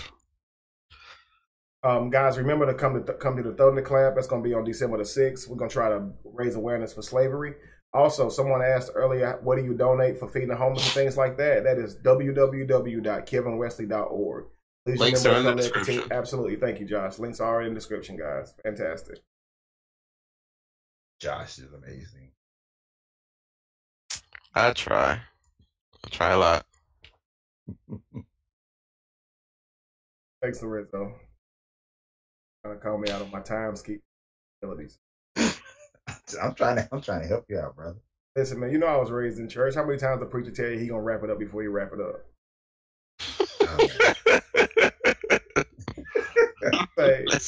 That's a solid point. Can't really blame me, man. My pastor used to be like, who will give me 5 minutes? Somebody raised it, like 5 people raised that. He'd be like, 5 is 5, 10, 15, 20. Before you know it, everybody start going. Like, dang, they don't want me to talk no more. Okay. Y'all crazy. But you're right. You're right. CP time and all the time. Exactly. I see Jamal comment now. You probably let us know if you're gonna come on, Jamal. He said next time. Okay, cool. Okay, great. Okay, well, fantastic, man. We'll see you next time. Please come on next time, bro. You know we miss you on here. Oh, yeah, matter of fact, listen, y'all, go to Jamal's page, man. He actually dropped some stellar information. Man, you know, so all those people who asking me about flat Earth and stuff like that, Jamal actually dropped some fantastic information on his page. Jamal, I don't know if you can actually go share it and put it at the very top or whatever, so people can go see it. But man, it was bomb. I was very impressed. I was so proud, like just to be able to say that's my rollie right there, who bringing the information. So I don't want to give it away, but just go check it out. It's mind blowing. So for all y'all who asked about that, y'all might find it very interesting to check out his work on that information. So. What is it? It's a video where you got to go see it, man. It's Josh. Jamal. Can I get a summary, sir? Can I ask for a summary? Well, he basically shows you the belief system and basically the motifs that show the origin of the beginning of the world, so to speak, or the Garden of Eden, so to speak. And he shows you how literature literally copies these motifs as well when it comes to like the 4 pillars and Newt and all these type of things. Okay. When you see it, you'll know from seeing the clips and stuff around. But what he does is he brings a lot of information to it and makes it more understandable for people who don't really understand those motifs, who just thought it was a picture. Turns out they're actually very intelligent, such as the motifs that we show here on the show, that they actually have a meaning. So it was actually really good. So okay, there you go. Great job, man. Yeah, and good job again, bro. You really did your thing on that. See, so if I find a part I can clip, then I can clip it, and that'll do some numbers for there's them. a lot of stuff that's worth clipping. Trust me, I caught it at the end, and not at the end. It's probably more so in the middle when he was already hot and going. But I was sitting there like I was gonna try to wait and go back and watch it from the beginning. But man, the information he was dropping was just so cold, and it was so interesting the way he did it, man. I mean, I was compelled to stay. I actually went back after he finished the live to check it out. But nah, man, I shared it on my wall. I said, man, that's super dope. So very interesting. I love that type of stuff though. I owe Jamar a clip anyway, saying I got time. So that's worthy. I promise you. People actually really pay attention to that information, man. Give people some perspective. It's nice to know what the ancients that ancient thought and how relevant it is still used today. Like it's unreal. I think, man, so many of us think that we're in such a new era now. The people back then didn't know nothing. Like we are the peak of mental civilization. And it's like, no, you're not. you know, no, you're not. So we have to really put some things in perspective here. And here go Jamal right here. Jamal, you can explain it, brother. Peace, family. Peace, family. What's up, bro? Yeah, can't complain. Yeah, definitely check out that video, man. It's about Hitler and the true meaning of the swastika and its origin, and it's gonna bring you back to pretty much the creation of time of us being here on this planet Earth and where that symbol actually comes from. Because what most people don't know is that symbol wasn't always a symbol of hate, right? Which they made it out to be. You know, you can find that symbol all across the globe. So I basically go through all of the continents, all of the countries that you can find the swastika and exactly what its true origin is. And when you find out what its true origin is, you might quit your job. So you definitely want to take it's a dope. look at it. It's super dope. The way you broke it down was super dope. Just check it out. I want to give it away. You just want to see it. It's definitely amazing. For everybody. I will. It's one of those things, Jamal. If you were to try to explain it in one setting without being able to show the images the way you do, that's why it's hard for me to explain it. You see what I'm saying? Because you have to really be able to start somebody from here and take them there, step by step. Yeah. It's a beautiful thing when you see somebody go put that much effort in and get it lined up that perfectly, man. It was nice. Like it actually, it came by accident, man. I was watching a documentary on Hitler, and because I'm all about balance and the Kemetic way of life. Everything is about duality and embracing the all. So I just decided, let me really watch something on Hitler. And then when I watched it, everything, all the knowledge that I've been obtaining over the years, everything just came full circle. And you got it within like hours of me realizing what the hell was going on. So it's a real special moment that I caught on tape. So definitely check it out. That's dope. Y'all gotta love Jamar, man. Y'all gotta love Jamar, man. I appreciate y'all, man. Thanks for having me on and all that. Of course. I've been real busy past couple of days. I was under the weather and all that, so just sound like you still your nose still stopped up or something. Yeah, man. You know what I'm saying? Just getting back right to winter. I gotta get the hell up out of New York, man. It's too cold up here. Oh, okay, yeah. Should have stayed in Atlanta. Yeah, I was in Atlanta. Should have stayed down there feeling it. Came back here like, oh, jacket ain't right. I've been in the South forever, and I had a homeboy that was from Indianapolis, right outside of Chicago, right? Yeah. We decided to go chill with him one Christmas. So we driving down there, and everybody driving, taking turns. By the time it's my turn to drive, we already in Indiana. I never experienced that type of cold.